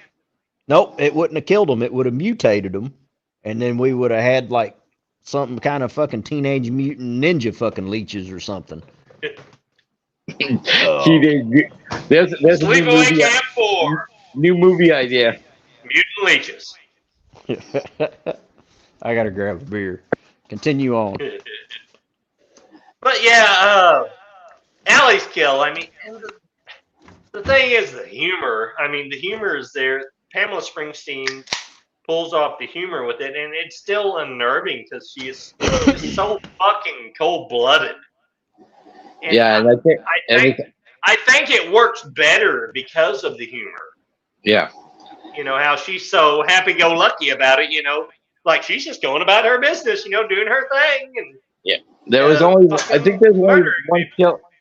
I think there's only one kill after her before she loses her job, and that was the girl when she's playing the guitar in the back room. And was it Demi? Yeah, Demi. Yeah, Demi, because she called all of her friends and couldn't find them. Yeah, and well, I love it how she's Demi's there brushing her hair, and she's in the background looking for something to kill her with. Mm-hmm. Yeah, she's like, you know, I've called such and such. I've called their parents, and they haven't seen them. And I called the other. They said they were still here. Parents. They said they were all still here. So I really don't. I'm really concerned, Angela. And she's like grabbing this and grabbing that, and then finally she just breaks off a damn guitar string and goes up and strangles her, which it wasn't a horrible kill. Yeah. Only problem is it would have cut the shit out of her hands just as bad as it cut her throat. But yeah, Well, and then the other if you wrap camper. it around enough. I mean, that girl probably. Well, that being said, Angela was very small too. But you have to, admit it was humorous when she was trying to find a weapon to use. Yeah, it was great. It was Benny Hill. Rob, I can still just see your mouth, bud. I know. Yeah, then holding this phone this long. I'm on a phone. The other, so am I. So then the other camper, look at me, I started a trend. So then the other camper stumbles in. Angela takes her out with a knife, but she's like, no, why I haven't done nothing? She's like, because you're going to tell. You're going to tell. Yeah. Which originally that character, which they just budgetary and the time constraints, they didn't have time to find they never, through casting, they never got an obese actress. And it was supposed to be because you're fat. Her character was supposed to be really overweight. And why do you do this? Because you're fat. Which I thought would have been fucking hilarious. But they didn't do that. And they killed the tattletale. So then it worked. Molly comes back to the cabin, to an empty cabin. All the beds are completely stripped. She's like, what? And she's the only one left. And then Angela's like, well, I had to send them all home. I had no choice. I had to send them home. And she's like, what? And so then it goes to, it's night time. And this is where we get this horrible, oh my God. This scene was so bad. What do you mean horrible? Oh, it The was. flashback of all the kills. It just shows that It's a fucking Happy Angela- Camper song in slow fucking motion in a blue fucking filter. it's a dream. It's a dream. This was a 2-minute fucking sequence that feels more like 10 minutes. And the only fucking reason it was in there is so the film could go from 78 minutes to 80 minutes. It Yes, was a it was filler, and padding. that was it. And I'm like, But- it was padding, all right. I was like, But I damn. thought it helped. I thought it. Well, it made Help? it made you see that. Yes, I thought. Let me finish. I'm trying. It was hard for me to finish the movie after this. I'm not lying. I was like, oh. You know what? I thought it really showcased, even though it was just padding. I thought it showcased how Angela's character was conflicted on everything she was doing, like a true psychopath. Like I said, you read the book, how she felt guilty about it, and it was manifesting in her dreams that she her guilt, and then she wakes up, and then this part she wakes up from the dream and seems to obviously be upset by it, but then she goes right back to it, right back to the killing. I didn't don't like get me that. wrong. The I'm a Happy Camper song's bad enough, but then they put it in fucking slow motion with that blue filter. And we have to Well, it's watch a dream. this for 2 minutes. It's a dream. I know. Oh, I know It's it's, not a 2 dream. minutes. It's No, like no. 30 It's seconds. not a dream. It's a fucking nightmare. And it's not a nightmare It's of her hers. It's a nightmare. nightmare. It's It's a nightmare because we have to fucking watch it. But replaying the kills. What's so bad about that? I mean, it's a slasher well, movie. it's You the can way they kill did it. They could have done that dream sequence a lot better. Rob, Than tell me just he's wrong. slow motion, blue filter, and that's horrible. I can see Trav's point. They should have made it maybe a little bit shorter, but I don't mind the slow motion Happy Camper song. I just think that I will agree with Trav that it was too prolonged. If they made it like a 30-second scene, then I would have no problem with it. But yeah, it feels longer than it really is, longer than it should have been. Yep. Then we get to the final end cap of the movie, finally, where Uncle John fires her and she goes to her abandoned cabin to, I don't know, I guess to woe is me. And then the boyfriend and Molly stumble upon her. Well, Molly was concerned about her because at this point, Molly kind of like looked at almost her as like a sister figure, I guess. Yeah. Oh, yeah. Oh, yeah. like a big sister, yeah. Yeah. And Molly, sitting there talking to her, and the boyfriend gets looking around and goes in the cabin. I guess she left it unlocked. And then she goes in there, and here we go again. It's another She fucking whacks stick him over meeting. Yeah. with Well, a you stick. get the big reveal of the cabin, which that's Yeah. the big payoff. I mean, you can see all the bodies, and it looked pretty cool. It did. It wasn't bad. I will give The it that cool for thing low about budget. this, though, the cool thing about this at Camp Waco, the actual camp where this was filmed at, this whole murder cabin that's supposed to be, up on the mountain away from the camp. It's like in the camp. It's like Oh, yeah. 50 feet away from the other cabins. Oh, yeah. Then TC gets worried about it and going looking for him and stumbles in and comes in the Okay, cabin. we and not- sees- okay. Angela's ass, or Back whatever up. he says it. Can we not back up and pay a little bit of homage to TC's mullet, which the guy is still rocking to this day? He does have a damn good mullet. I talked Billy Ray. It'd Yeah. give Billy Ray Cyrus a hard on. It really Yeah, would. he would kick Billy Ray's ass. Yeah. Oh yeah, yeah. TC, I liked his character. I thought he plead his character very well. And this is the first time we mentioned him. Well, But and you remember in Return to Sleepaway, that's another thing that really pissed me off about John Hiltzik. In Return to Sleepaway Camp, he had one of the teenagers was named TC, and that had to be his jab yeah. at these films. But Oh yeah. fuck you, Robert Hiltzik. You made a really shitty sequel. You made a great original movie, but the sequel fucking sucked balls. So, and you totally wasted Melissa Rose and all I the kinda original like it. cast. I like it better than this one. You're fucking crazy. Blasphemy. But and I got to give TC props because TC done that is an iconic '80s camp counselor right there. Yes. I mean, Yes. you can't get other than the muscle guy. I mean, that's the only thing I had against the muscle guy from one was you can tell he's acting. TC just seemed like an overbeat, a little bit of muscle, hits the gym a little bit, but still likes to party. '80s He camp was on counselor General type of guy. Hospital or Days of Our Lives or something. He was a big soap actor back then. Remember when they were raiding earlier when they were raiding the cabin with the girls were raiding for the jock straps? He kind of comes out. He goes, "Oh, tell me when it's over." He kind of plays into that like I'm a good guy counselor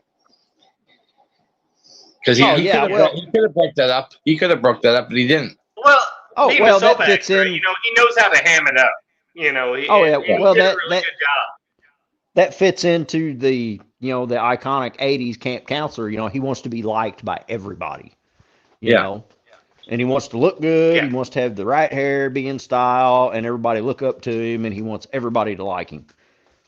So, but yeah, he gets the battery acid to the face from his own car battery, and which that's some badass battery acid. I guess them '80s car batteries had a lot stronger acid than what we got now. It takes a while for it to start burning and foaming and fizzing. Yeah, on I you. mean, hell, me and Trav have tried to dissolve bodies many times with that. Whoa, what happened? Okay, I'm back. I don't know if that was my end or y'all's end or what, but I lost everybody for a minute. I better plug. Oh, did you cut out there? Yeah. Yeah. Well, it was weird because right when I come in, you were like teetering out of frame, and I'm like, "What the hell's going on?"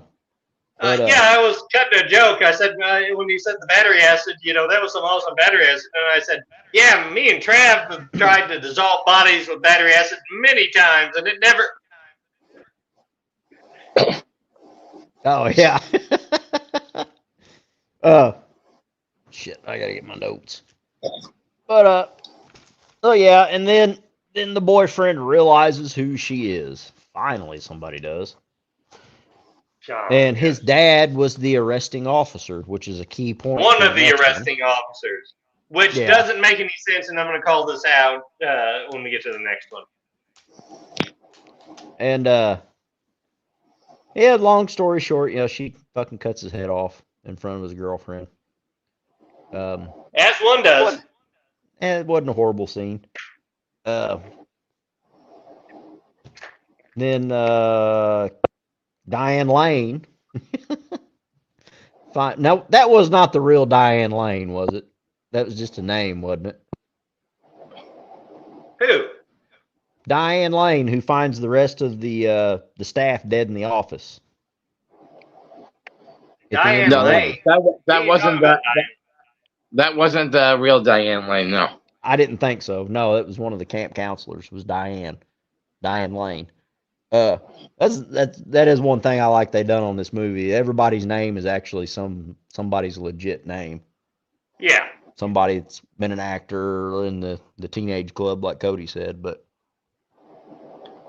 yeah, you remember then Angela's sitting there waiting behind the curtain and stabs and kills her. Yeah, it's already cut off. Yeah. It's already cut off Uncle John's hand when he was reaching for the phone. Oh, we skipped where Molly escaped. Well, after she cuts fucking Sean's head off, we're skipping that too. Yeah. I know you. My daddy arrested you. No, we talked about that part, remember?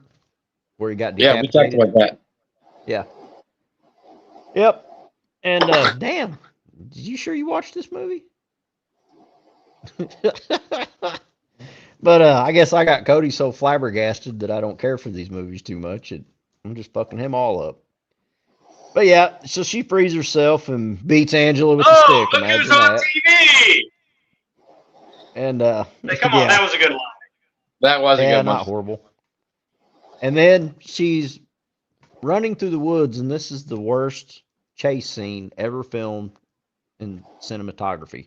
Okay, here is the part of the movie that we're going to start agreeing on, Trav, because so anticlimactic. The final chase is just lackluster. Oh yeah, and then it goes to Angela.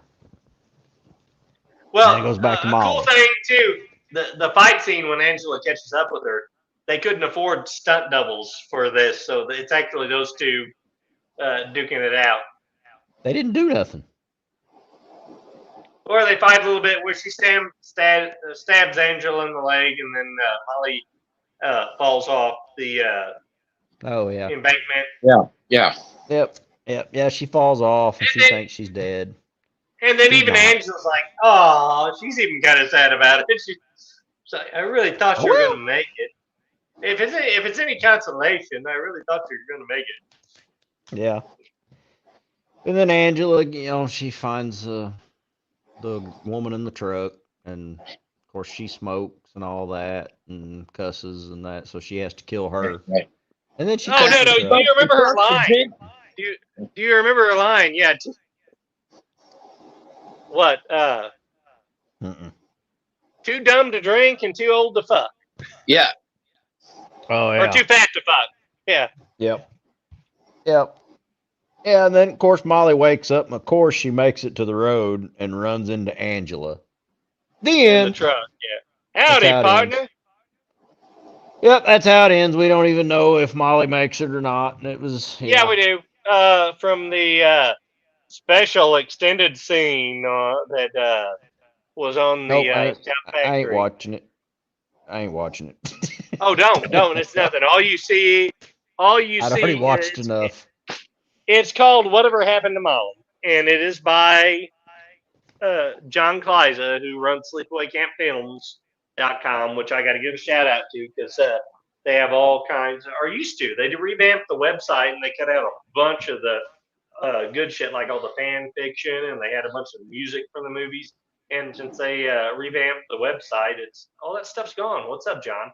But John Kleiza did the short, Whatever Happened to Molly, and all it is you see on a beach, you see like a picket fence thing with a skull on it and a tattered Camp Rolling Hills shirt with blood on it, and that's it. That's it. That's Whatever Happened to Molly. All right, let's get to our ratings. Cody, you go first, Trav, so we can end up being. Oh, you don't want me to go first. No, you be fucking fair, because you've already said a lot of things you didn't like about this movie. All right, I'll go first. You did say you like some stuff here. Be fucking fair. Oh, I am being fair. I don't think so. No, I'm being really fair. I could go a little deeper and rip it even harder, but no, I have no want to watch this movie again in any of the near future. Unless we cover it again in a few years, if we're still doing this shit. I need at least 6.5 PBRs to get through it. And that's not a horrible rating. That's not a horrible. But I'm not going to give it a 10 PBR or nothing like that. But I mean, it's got a few key points that are decent in that. But the special effects, they're horrible. Really, the Return to Sleepaway Camp had better special effects than this thing. No, okay, you just lost your credibility. You lost your credibility. Even though a lot of it was shitty CGI, still. No, I mean, it was worse than Sci-Fi Channel CGI in Return to Sleepaway Camp. It was a sign of the times, though. As was this. Oh, no. I'd seen some good practical effects before all this. Well, they couldn't afford really good practical effects. They worked with what they had. They used a real summer camp. They used a real summer camp, that's pretty fucking cool. Then they could have used some more real practical effects. All they needed is a little creativity. Red food dye, some water would have been better than what we got. So anyway, Cody, what do you rate this movie at? You know what? This one. Well, I have to drink with any movie because I'm going to sit down with a beer to watch a movie, especially a slasher movie. Well, you have to if you like stuff like this. You know what? I'm going to give this one. I'm going to one-up you. I'm going to give this one 8 PBRs, and that is a loving 8 PBRs because I am having such a fucking good time watching this movie. I'm going to sit there, and the beers are just going to flow down because I'm laughing my ass off. In between laughs, I'm going to be drinking my beer. I'm not going to realize how quick I'm drinking my beer. And the more beer I drink, the more I'm going to laugh and be amused by it. And I think you're forgetting our rating system, how it works, though. Because you just rated this badly. No, that's not badly. Remember, 8.5? I said 8. 8. And okay, well, the farther you go, the worse the film is. And you're at 8. No, we've already agreed on this on other films. You know, films that you have a really good time with and are laughing a lot at. You know, you're going to drink more beers and have it enhances your enjoyment of the film if you're already having a good time. Folks, you heard it from Cody here. Before you start this film, you got to be at least 8 beer deep, and I highly advise. No, not Father Mahoney. How many PBRs do you have to get through this? Well, I'm gonna go the legit route, and 3 PBRs. All right. Yep, getting a little buzz going, just enjoy it. This movie, like I said, I'm having such a good time with it. I'm partying with this movie. I can't believe you rated it lower than I did. That's not lower. I rated it higher. No, I gave it 6.5. Well, I enjoyed it more, so I gave it 8. You're going completely backwards what we're supposed to do, though. No. You're confusing the fuck out of our two views. I agree with Trav here. I agree with Trav. You're confusing the fuck out of our viewers now. You either drink a lot because it's so bad, or you drink a lot because it's really good and you're having a good time and you're wanting to hang out. We can't do that. We're going to be down to 1 viewer now. You done fuck these guys. Yeah. Well, I don't want to just drink 1 beer on it. I enjoyed this so much. I'm going to down a whole keg. This movie. Aaron fucking gets it. Thank you, Aaron. No.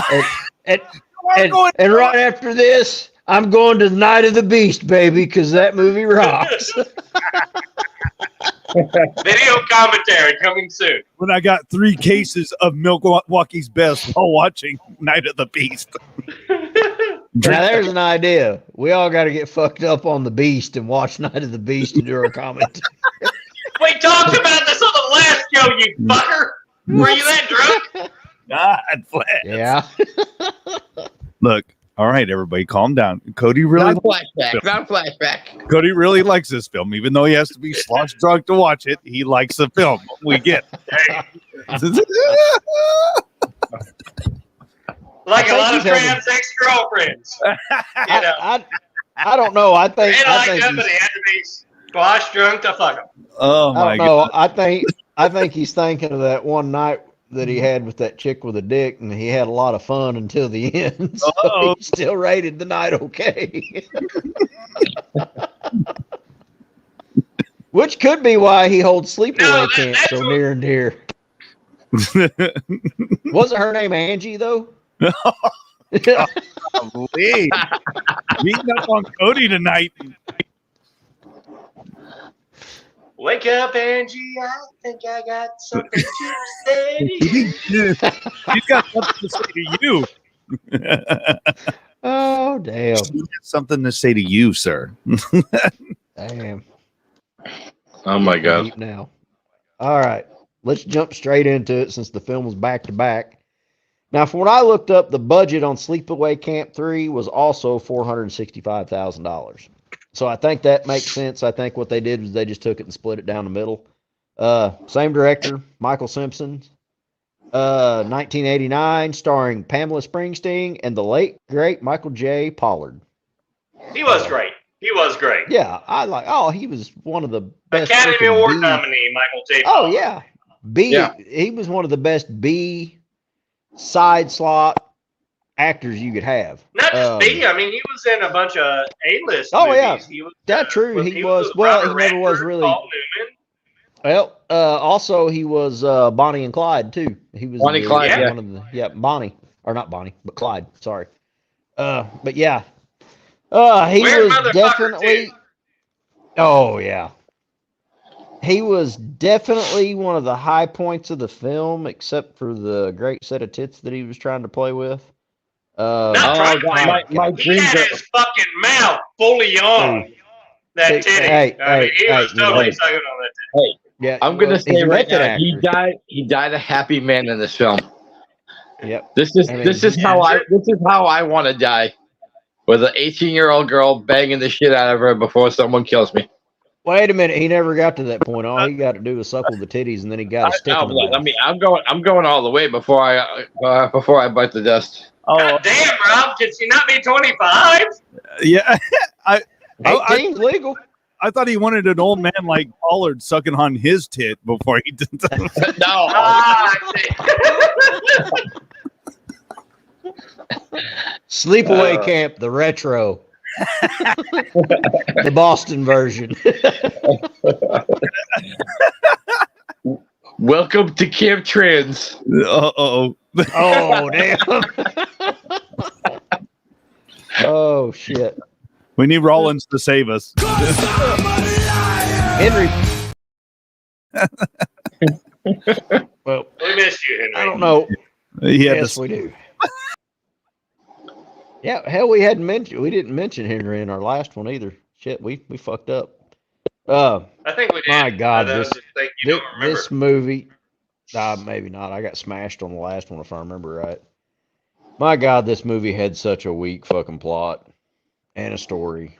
Yeah, but you know what? I can relate to this story because before I seen this movie, I actually went to a camp where it was rich kids and inner city kids. So No shit. yeah, I went to it. Was up in Yeah, please do tell, Or- Rob. I mean, I had no idea. it was in Orange, Massachusetts, which is just south of New Hampshire. My mom sent me there because it was a camp for kids with behavioral issues. Yes, I was a bad boy when I was younger. But when I got up there, I was actually in the minority because it was like 70% black, and then it was like white, and then Hispanics. And yeah, I was the only kid that brought his boombox and brought some Run DMC, Beastie Boys, LL Cool J. So of course, shit. all the kids. You were were like, oh, myth. look at this white boy. He You were brought all myth. the cool music. Yeah, I was a myth. But yeah, You so were I actually fucking- went to one of those camps, and we had something similar to the trust game too. We actually went hiking in the White Mountains, and you had a buddy, kind of like they had the buddy system with the trust. We'll talk about that scene later, obviously. But Yeah. so when I got to watch this movie, I was like, holy shit! Like I could have been killed by Angela. What the fuck? Yeah, you were like a I white am Rick. Rob, brother of Joe. I got me some coke. I want me some hoe. Damn. Yeah, I but never, there so was, how there many? was a kid. There was a kid like Riff up at my camp that he basically was like all about swearing, all about playing loud music, calling out everybody. So it was kind of like surreal watching this after, because it was like Yeah. reliving that camp again. Yeah. Well, that's cool. You know, That is because cool. I'm jealous. I'm jealous. Yeah. I never got to Because, go to the camp. Yeah, we lived in the woods growing up, and I was always kind of jealous growing up watching all these 80s camp movies. I'm like, it looked like so much fun. Well, except in the slasher movies.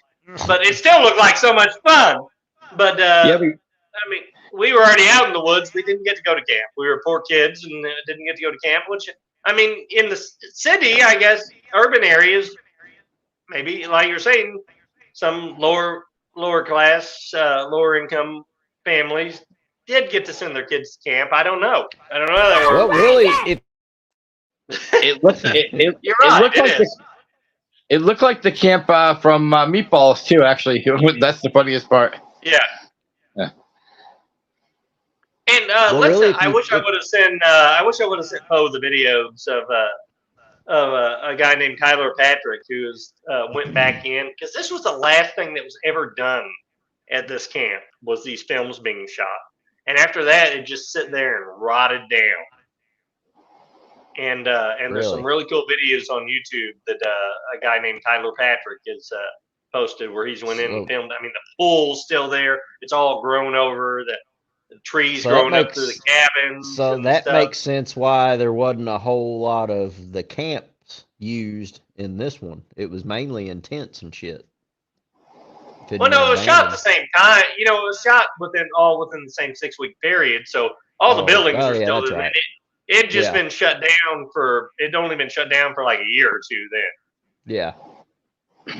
Well, probably a lot of the cabins had been overgrown with rodents and shit though too, so they probably didn't want to take time to clean them up to be able to use them. Well, like I said, the pool in the first one, the pool was nasty. Oh yeah, I noticed that. But Rob, how many summer camps did you go to? 4.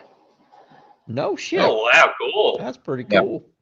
Yeah. Which, if you think about it, Cody, you know, see, we grew up in a country where they, you know, we kind of stayed home by ourselves, but in the city, a lot of them wouldn't do that. And if you think about it, probably sending the kids to summer camp would have been cheaper than daycare back in the day too, though, for city folk. Yeah. Yeah. You got vacation from your kids for like a month during the summer? Fuck yeah. Yeah. I enjoy camp, especially the one I just told you guys about. I got to do rock climbing for the first time, which was cool. But you were probably looking at the worst rock climber in the history of rock climbing, right here. I mean, I could descend really good. The descending part they said it was harder, and I was like good at that, but I couldn't climb for shit. They had to keep pulling me up. You probably suffered from the same thing I did, Rob. Gravity works. Yeah. Cody, it's your hand-eye coordination that get you on the rock climbing. My hand-eye coordination, and the fact that my head accounted for half the weight of my body. Cody would descend like a lawn dart, though. That'd be his only problem. I don't know about that powdered milk shit, though. We had powdered milk. Yeah. Yeah. Like we were like literally we were really roughing it too. We had tents that we had to build and sleep in tents, and one of the nights I remember it was like super raining hard, and we were hiking that whole day because we had to make it to the other side of the mountain as for the pickup. So we had a pickup person waiting for us on the other side. So we had to hike. We couldn't just like, oh, it's raining, let's just stay here. We couldn't do that. So hiking in the rain, wow. That's pretty badass. Hell, nowadays they'd be like, "Oh no, kids, we can't do it. It's raining." Yeah, that's pretty badass. No, like we got to spend 3 nights in the White Mountains, and like I said, the third day we had to get to our pickup point because there was no cell phones back then, so we couldn't call anybody. And you're just out there. Yeah, so we had to hike that last day. And I remember where are the White Mountains, Rob? It's up at New Hampshire, Vermont. Okay. Cool. Yeah. It was a fun. That's cool. What? Yeah, it was a fun give us some good camp stories, Rob. I mean, I'm intrigued, genuinely. It's a faint memory now. A lot of it. I remember. Like I said, we had a buddy that we always got to be with, but it was a trust thing because none of us really knew each other except for like 2 days at the camp. And the guy I got ended up being like a friend of mine when we got back home. His name was Darnell. Ironically, you guys know where I'm going with that guy now. Darnell, Darnell for that Yeah. Ironically, he became like when we got back to Massachusetts, when we got back to Boston, all of our parents were supposed to meet us there, and his mom and dad were late.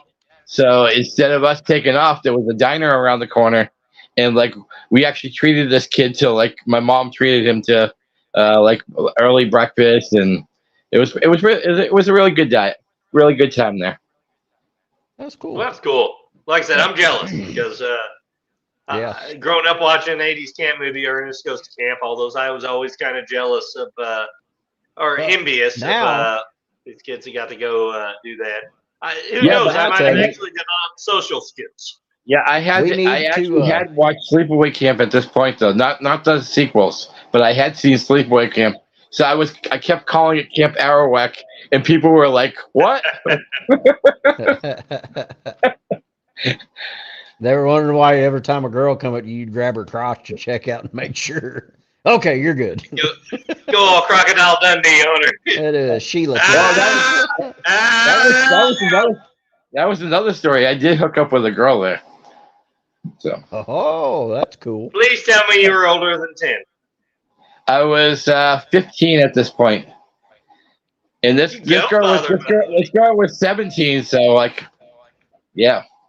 Hell yeah. Rob was a player back in the day. Rob was a player. Ain't nothing wrong with Well, that. good for you, buddy. But now, Wherever Cody, you are right now, if this girl is watching, that day was amazing. Let's just say it. Well, Cody, now I'm seeing there are adult summer camps we can go to. Yeah, yeah, they there are. have been for a while. I saw that. Yeah. I wish we would have done it. They've been around for a while. I wish we would have done it in our 30s when I first discovered this, and now in my 40s, shit. the thought of getting launched off of shit and yeah, it's not near as appealing. Oh no, dude, we can do it. What we got to do is we don't drink beer, we drink hard liquor while we're there, and we'll be fine until we quit drinking. The first day. The first day, yeah. Well, on the third day, we got to start doing coke, or we won't make it. We have to. I like where you're going with this. I understand the reasoning. I mean, it sounds right, like gentlemen. sound logic to me. I guess we better divulge into this movie because we're 2 hours in and we haven't even touched the third movie yet. So Yeah, let's. You know, as much as people say this has a paper thin plot, which how many slashers we love from the 80s have a paper thin plot, okay? But that being said, you know, it is cool, like Rob was saying, that you know, and it did happen where they had these summer camps where they had very underprivileged kids with very privileged kids, and I thought that was a nice premise. You know, that they didn't have they had this camp to work with. They had least to shoot at for 6 weeks, so they had to come up with the writer Fritz Gordon had to come up with something different from the original or from Sleepaway Camp 2 to shoot back to back with the same character and try to make it different. And I thought it was very different from Sleepaway Camp 2. And it doesn't, a lot of it doesn't even, except for like in the rec hall, it doesn't even really feel like the same place. For one thing, you really get that like fall feeling in this one. Because it was fall. It was shot in October and November. And you know, you can tell the leaves are starting to fall, and like I said, a lot of the actors, it was genuinely cold, and they were by the time they shot this one. So yeah. Is that why we get perfect nipple placement? Perfect nipple, yes. Yeah. That's why we get perfect nipple placement in this one. Yeah. But you know, it's. No pun intended. It's a cold opening to this one. You have the chick Maria Castro getting up out of bed in the room and ripping off her shirt, going topless. And these are some tiny little titties. The only thing that makes it redeemable is her tattoo, the milkshake tattoo. Yeah, like, the milkshake tattoos. That's and not the much tattoos. The tattoos are bigger than the titties. Yeah. Like, I'll take an extra small milkshake. Thank you. This first kill's just in broad daylight in a city. Trash truck down the alley. It's down the alley. She runs in the alley and she chases her down the alley. Chases her like a city damn block. Drops her bag, runs, and she finally cuts an alley, and Nobody sees this. Broad daylight in the city. Okay. No, No question. I'm gonna side Okay, with we're Travis gonna on go this. to Rob on this. I'm gonna side You're with gonna side Travis with on Travis? this. Yeah. Holy shit! Okay, that's what I was about to say. Rob has lived in the city most of his life, so lived in cities, very urban areas, as to where me and Trav have not. So yeah, I'll take your You know what? opinion I'm gonna as agree. truth. I'm gonna agree with everything Travis said. It's broad daylight, and here's the one thing I had a question about: is how the fuck does she know where she lives? That was my next question. Exactly. Yeah. She's Or been when stalking she's gonna this come girl. out and try to Yeah, get out been there in broad stalking daylight. her. But yeah, stalking her. But like, did she make an She already announcement to the knows city? it. Did she make an announcement to the Yeah. city? Hey guys, I'm going to Sleepaway Camp this year. Stalk And me. think about it. Like, There's how no did she social find out media a back list? then. Well, Yeah, she there was no Parents killed. had to call. She and sign obviously her up. killed the dump truck driver or the trash truck driver. But how does she know where she lives? Because how does she even know her name? How does she know she's going to camp? This girl. Cody, She's been following how does she know she's going to camp? There's no social media. There's nothing like that. Her parents had to call, get it staged, and send money to the camp. So how does she even know? You know, I can buy like Friday. Hey, okay. Here, how about this? She never left the camp. She's been hanging out around there, and she's been because she's still wanting that perfect camp experience. So she's still been hanging around the camp, and once these new owners come in, Lily and Herman, she's been following them, and once she gets their list of she gets their list of campers. I'm pretty sure they didn't put their complete addresses. Well, yeah, they would have their addresses. Their Yeah, I'm they'd sure, have their mailing address. That's a stretch. That's a stretch. Yeah, no, not even really. They're going to have the basic contact information on all their campers. They're not going to know where to send them back. You know, it's they send them stretching home. it, but I can see where Cody's going with that. But how would she know exactly when and what girl is going to be walking down the street? Yeah, like there's no. They wouldn't have had a picture of her. Okay, she's still at the camp. She's going through Elaine Herman's papers. You know, as they get all the applicants for the campers and all the ones they approve. And then she gets this girl's address and phone number. She goes through the address and starts following her and gets the information, maybe breaks into her house. Okay, and so gets her information. And she's been following her and she knows her pattern. Don't live in a house. Yeah. And I'll buy that. She knows when she's leaving the apartment to go catch this van to go to camp. So but here's again though. Garbage truck driver gets in the garbage truck, waits for her to come out of her house because she knows where she lives. She knows she's going to camp that morning, and then she runs. But here's her the thing. ass Here's the thing. There's not one person on the street. This is a city. This is not like a small town where try that in a small town, but you can't do that in the city. You can't just have a perfect timing where there's not one person on one full block, and then you run her over. I have walked home from the shooting stab bar that's about a mile and a half up the road on paved highway, and I not don't seen know another why. car. Okay, I don't know why you would have had to ever walk back from there either. So I'm not gonna say anything on that. I got back an hour after you left. You know what? Though I got back an hour after you left. I bought the Friday the 13th 2 opening where Jason found Adrian King. I bought that, even though that was far-fetched too. I still can't buy this one. That's more bullshit than this. Okay, That's less believable than this.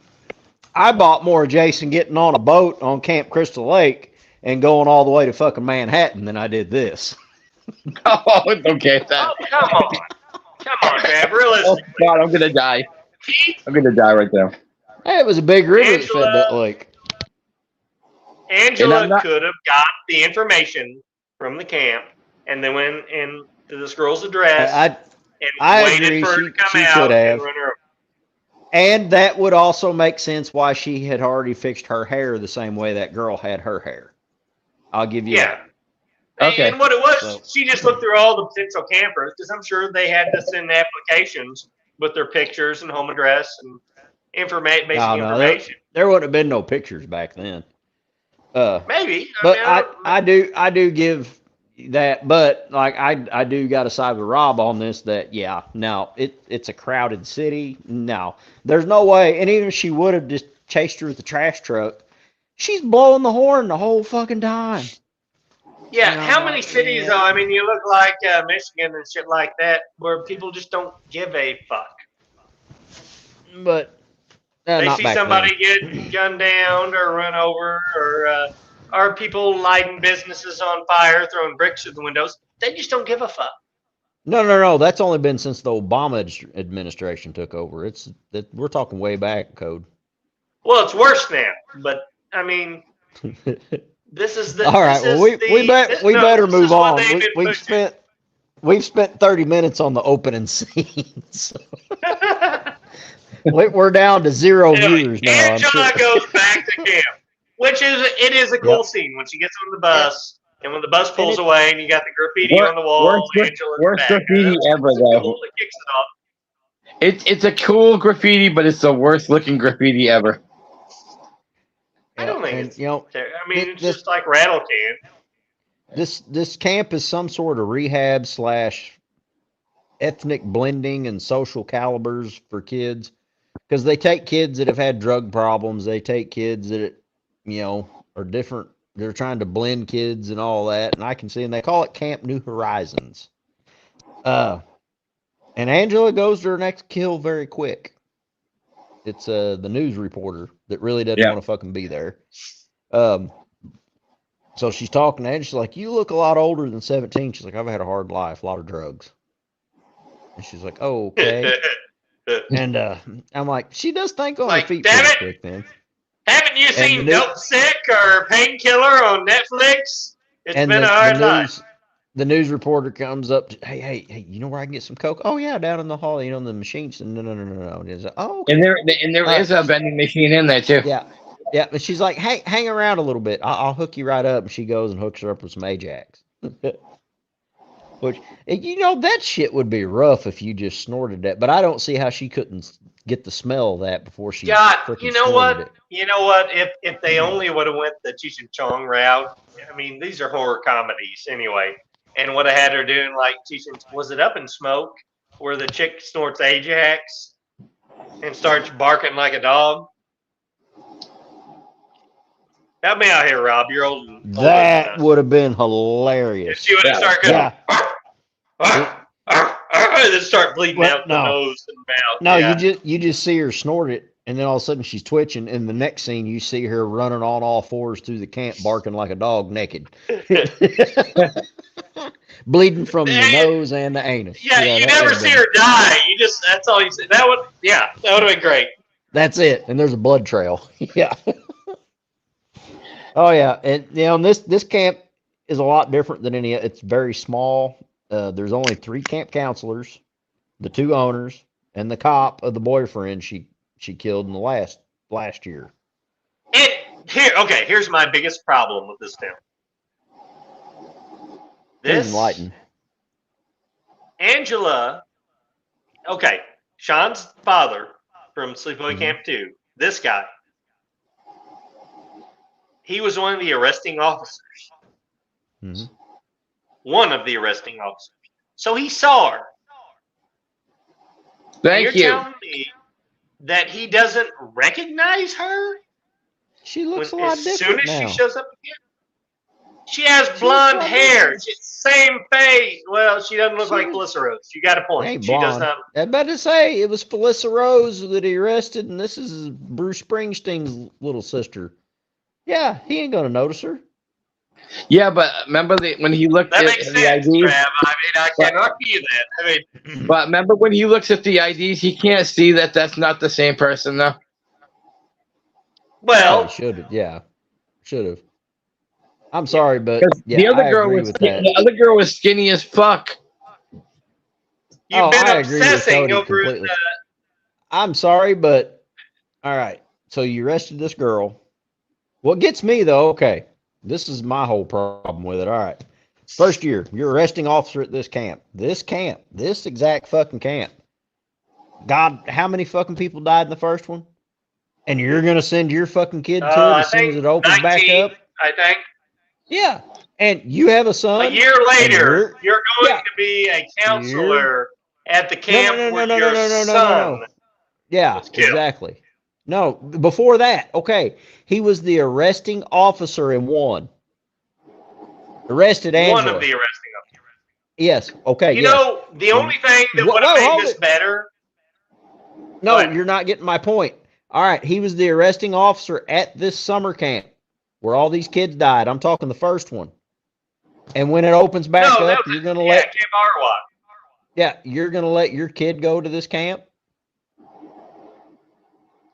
So No. yeah, Did Sean say he went to Camp Arwak?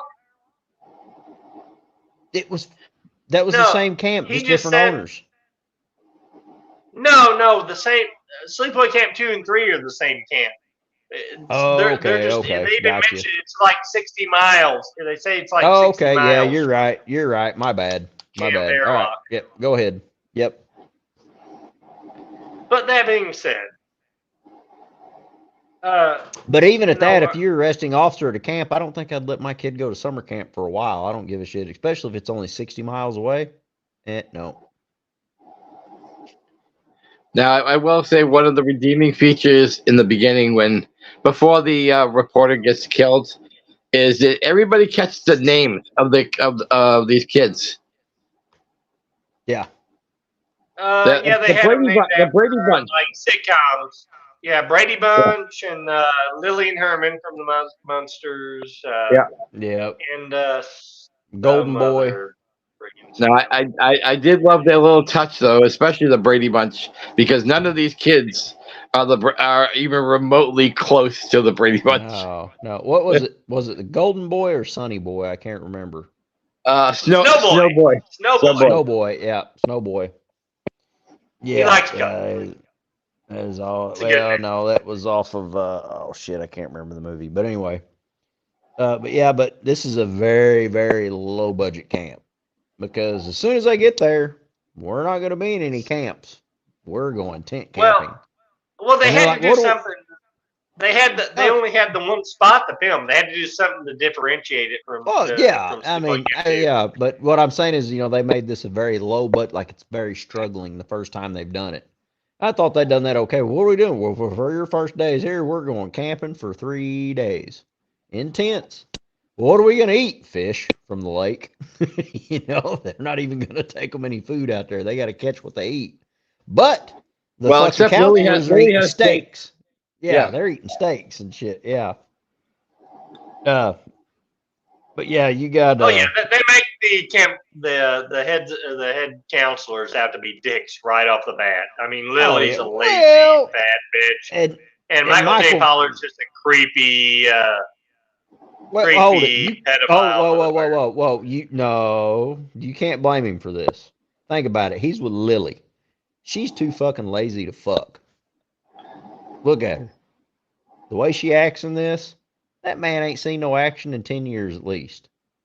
And now, the Playboy bunny belt buckle is freaking hilarious, though.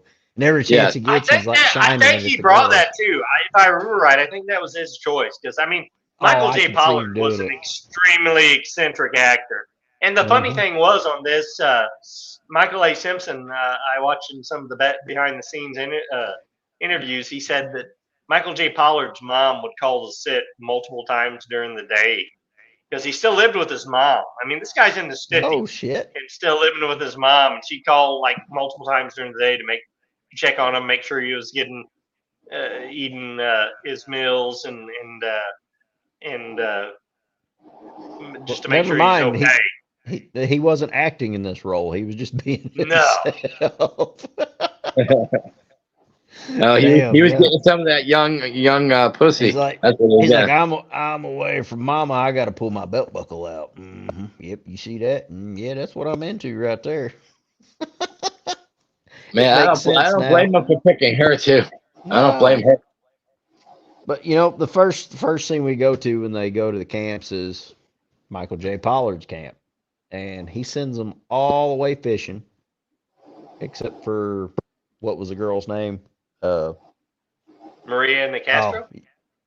Yeah, No, yeah. yeah. No. Was it Maria? No, I Maria can't is remember. Angela's name in this. Maria's Angela.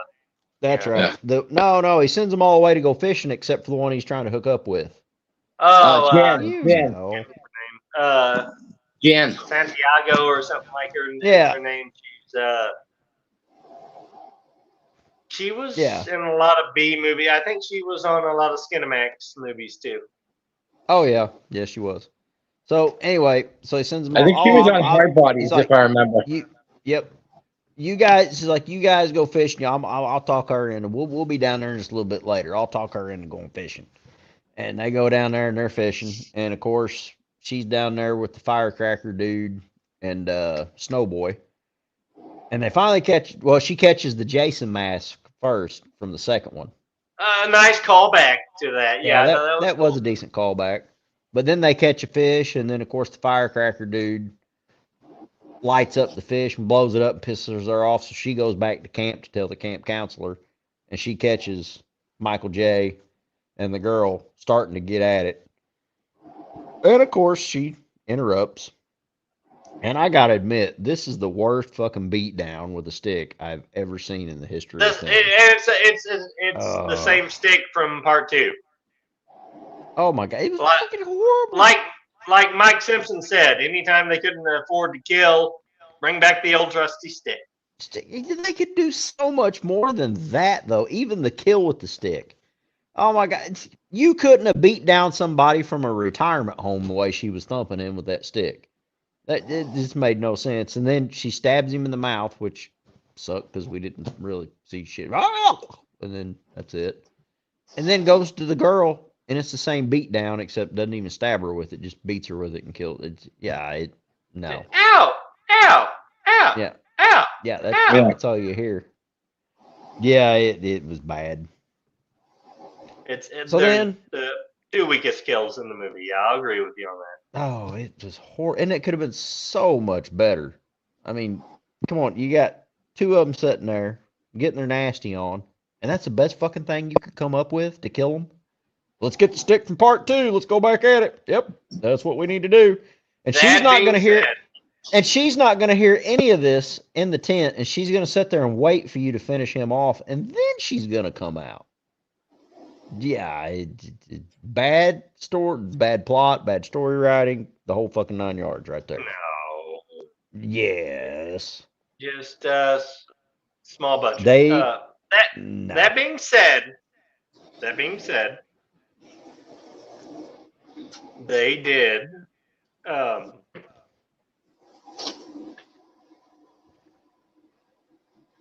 where I was going with that. I can't defend it. It's shitty. That was a shitty kills. Yep. Yeah. Now the next set of kills aren't horrible. You take the firecracker dick and Snowboy, but my thing with this is okay. So it gets time for nighttime, and Angela explains why the other 2 aren't there at camp. But Snowboy, of course, graffitis her tent and pisses her off, and the firecracker guy's already pissed her off, and yada yada. We're kind of going the same narrative as the other one. You got to piss her off or she's gonna kill you. But these are 2 city kids.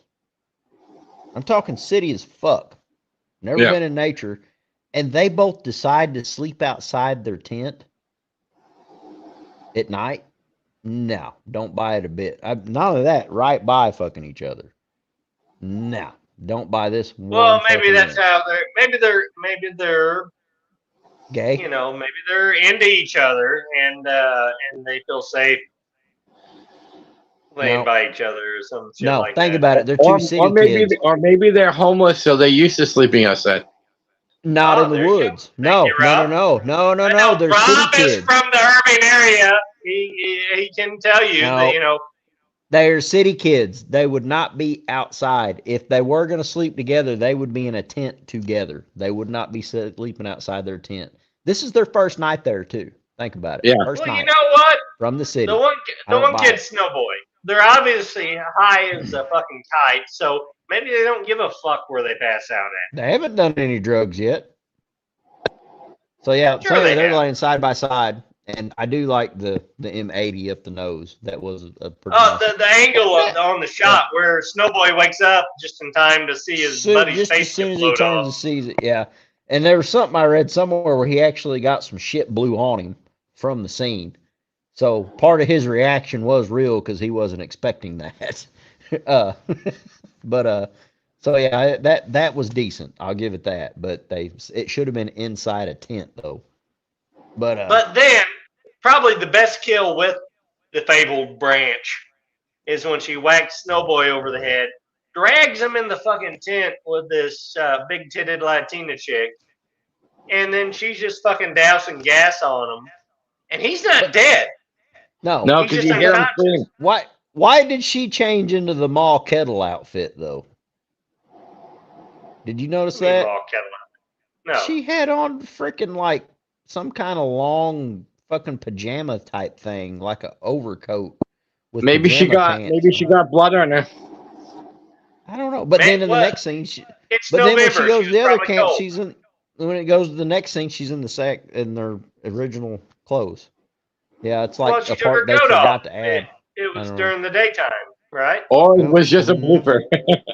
I think it was a blooper because there's no other scene, nighttime or anything with her and anything like that. But anyway, it's only But when yeah, she's dousing the tent too is when she's wearing that. Yeah, to keep gas or water off her. But that's the thing though, and it was cold too. Like you got to remember, this was November, so they're probably in chilly weather then.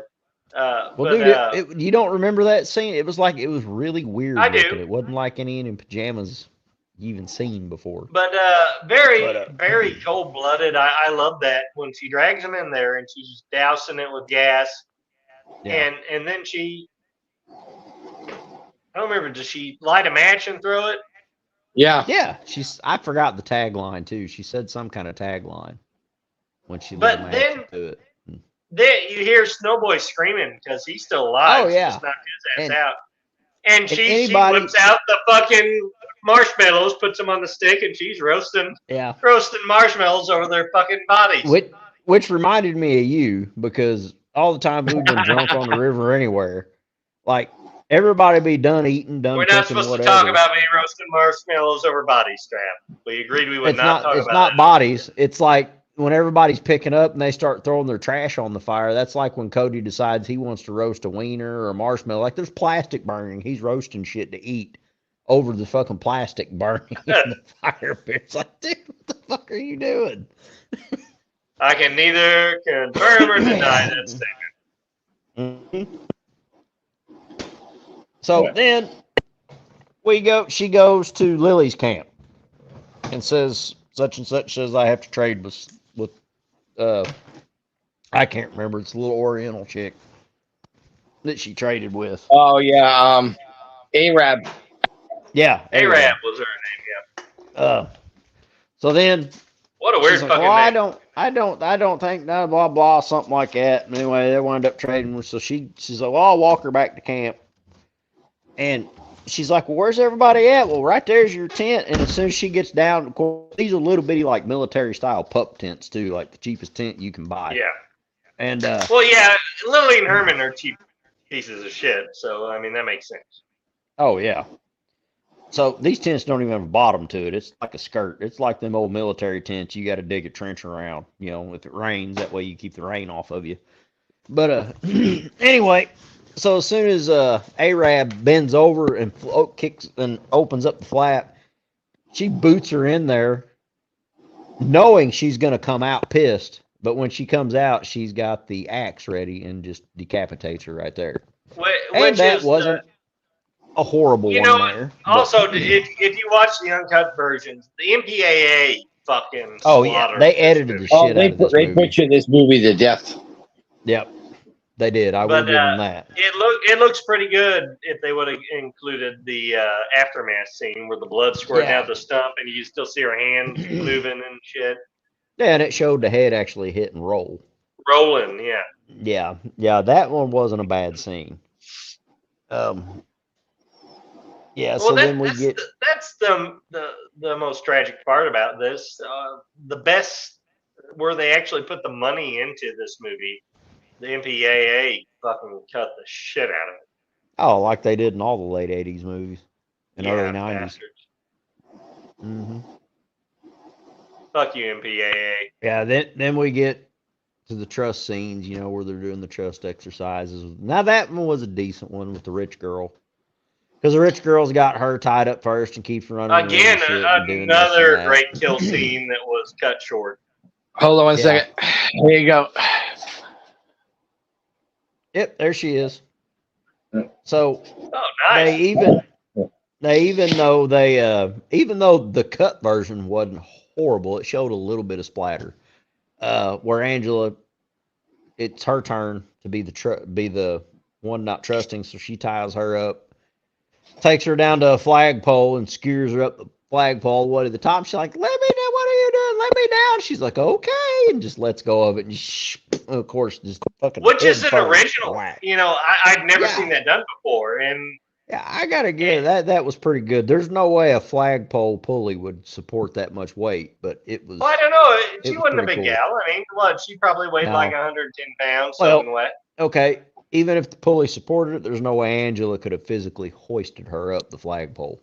No, she couldn't But, have. I'll agree no. with that. I'll agree No. with that. I'll But, go with that. yeah, I don't, that's what I meant by the pulley wouldn't have supported. There's no way the mechanics on the pulley would have let you do it. It was but, yeah, it was that transgender strength. It was, yeah, she might have been using a little testosterone in that one, maybe. Because you remember at the end of this, the first Sleepaway Camp, I mean, she was buffed out pretty good. I mean, once she flexed those muscles, and I mean, everything popped out except her dong. It was still shrunk up. Well, that's because she had 5 inches of bush, so I mean, there's no way. that was the early '80s. We're still. Hey, coming out of the 70s. Yeah, there was no such thing as trimming back then. You know, what was the little Chinese guy from The Hangover? Chong was his name, wasn't it? Yeah, I believe we found his daddy on the first one. You remember him? He gets up out of The Hangover and he's got the bush and the little wiener hanging out. Oh, yeah. Yeah, that's got to be his daddy right there.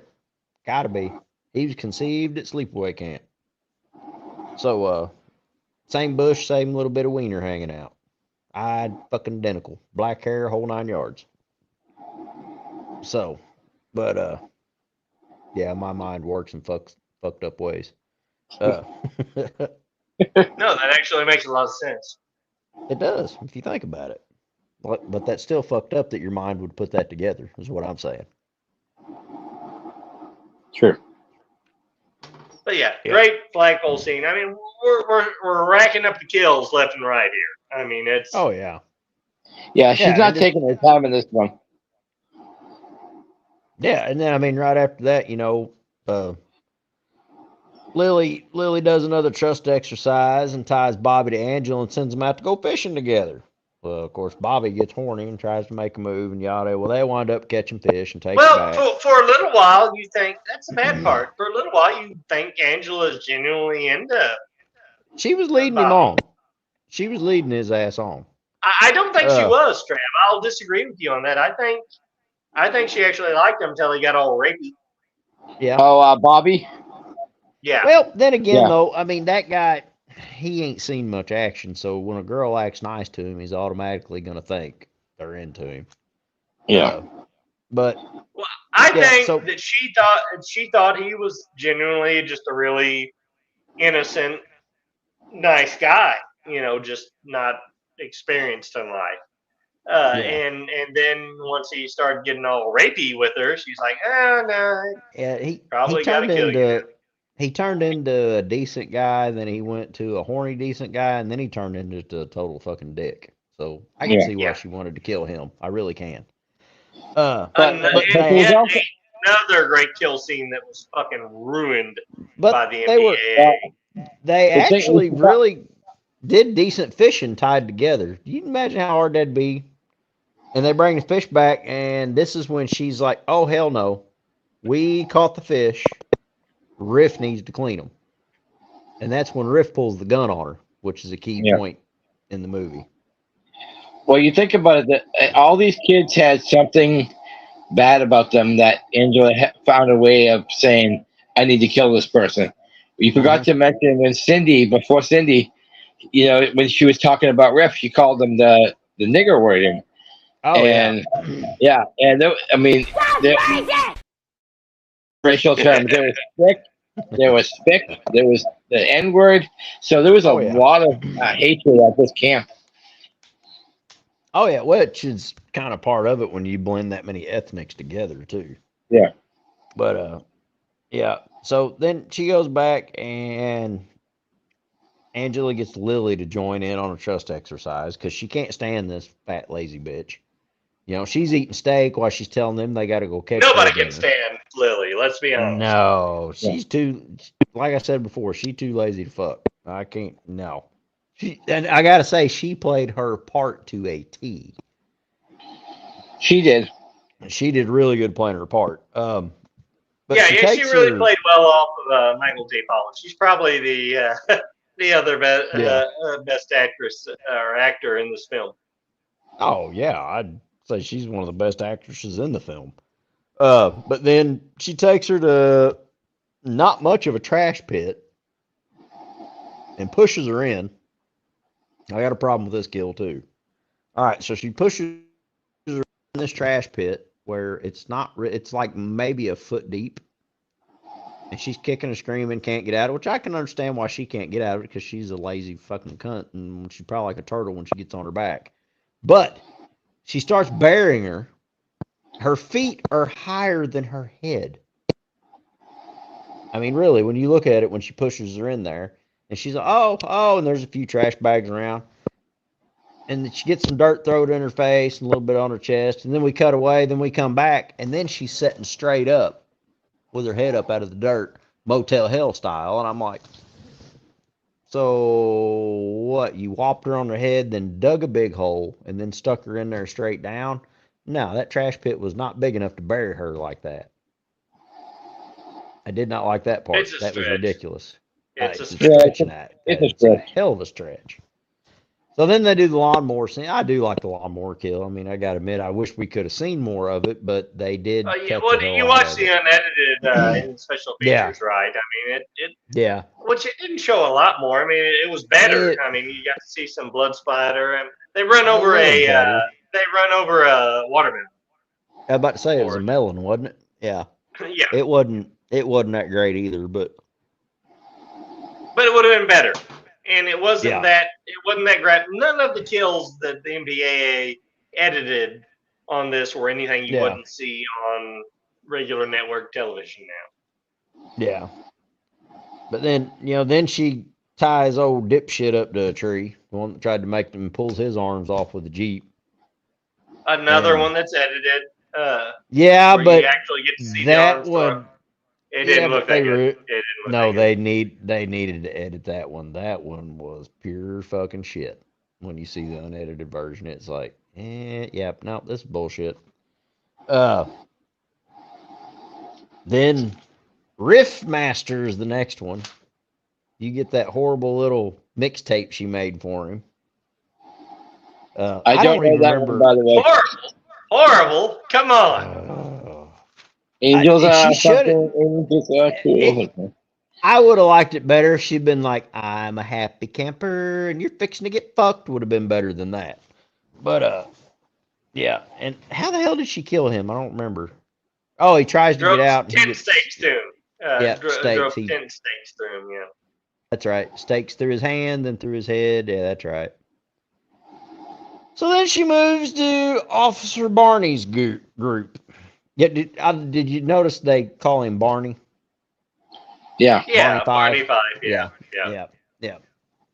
So she's supposed to trade to Marsha. Long story short, well, he gets a Barney 5 death. He gets a Barney 5 death. Yeah. Well, she goes back to the other two that, which we haven't really mentioned.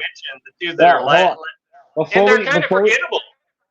Before we talk about the death, remember she has that like retro moment where she is thinking about part 2, And Yeah, they added some scenes from part 2. Like they talk about how she was abused as a kid, and uh, they're all clapping. You really liked me, and I'm like, where did this happen in part 2?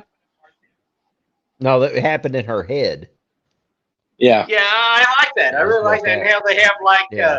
they explained it in the book, Examining Sleepaway Camp, how Yeah. where the ribbon she's wearing is big and everything's like bigger, kind of emphasizing how in the psychopath's mind how they're like And obsessing over but she didn't look as certain points happy of their singing the lives. Happy Camper song either. She looked more miserable in this one singing the Happy Camper song. Well, fuck, it's like the third or fourth time she's had to sing it. I'd be miserable after the first time. So, I mean, come on. Hey, that's an epic song. Number Oh, shit. 1 with a bullet. Number 1 with a bullet. Oh, number one with a mullet, more like it. TC. You see, thank you. Yep. Okay. But yeah, the But cop yeah. foils her plan to just swap out with Marcia and take her back. He goes with, so she fakes an injury. So then they take her to the medic bay, which wrap it up, and one mentions, oh yeah, she's here, she's out back, go check on her. So, okay, I don't get this part. She goes out, and now Lily's body without a head is in a... I'm like, so wait a minute. You took all this effort to bury this fat bitch, run her head over with a lawnmower, and now you're going to dig her up and put her... First off, Lily was a big chunk of woman. How the hell did her little ass get her in a wheelbarrow sitting upright, too? If she did decide to dig her up. So, yeah, that made no sense. Trans strength. Go back to the I don't trans give a strength. shit. She done had the surgery. She ain't got no testosterone flowing no more. She done fucked up on that. But yeah, I Can't don't. argue that. I can't argue that. That was screwed up. I'm like, wait a minute, It's, this bitch hey, is buried in the it's the dirt. 80s. It's the 80s. It would Maybe have been she's on like Stallone roids. it would have been better if she would have stepped out and saw where her head had got run over and there's just a bloody stump sticking up there and some hair scattered around everywhere in chunks. Yes. That would have I been agree. better than what we got.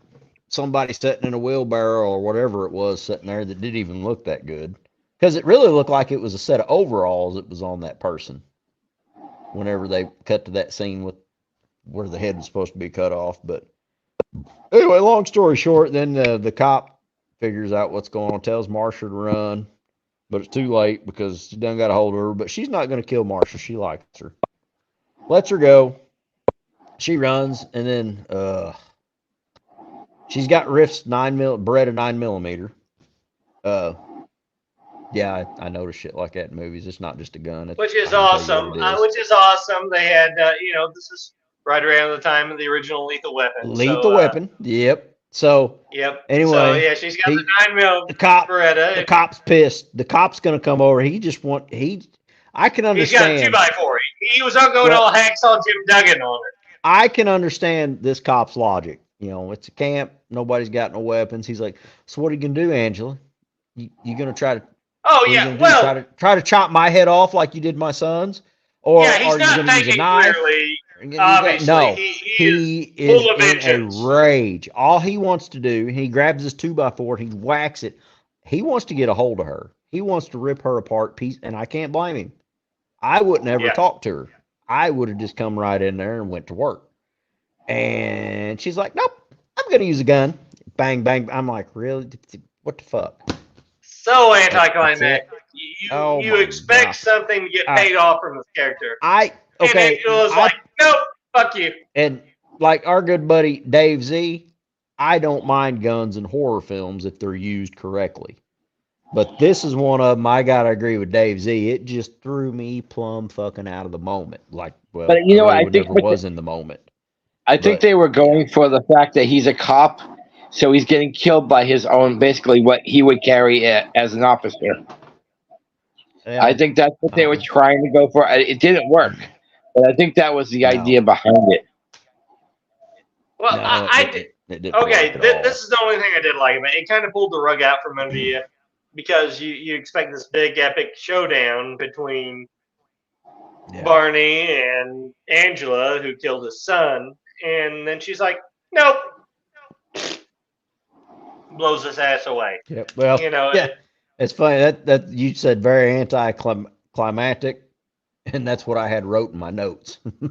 I just glanced at, but we kind of think alike on there. But but I you know, then think it almost works. Almost, I said, almost works. it just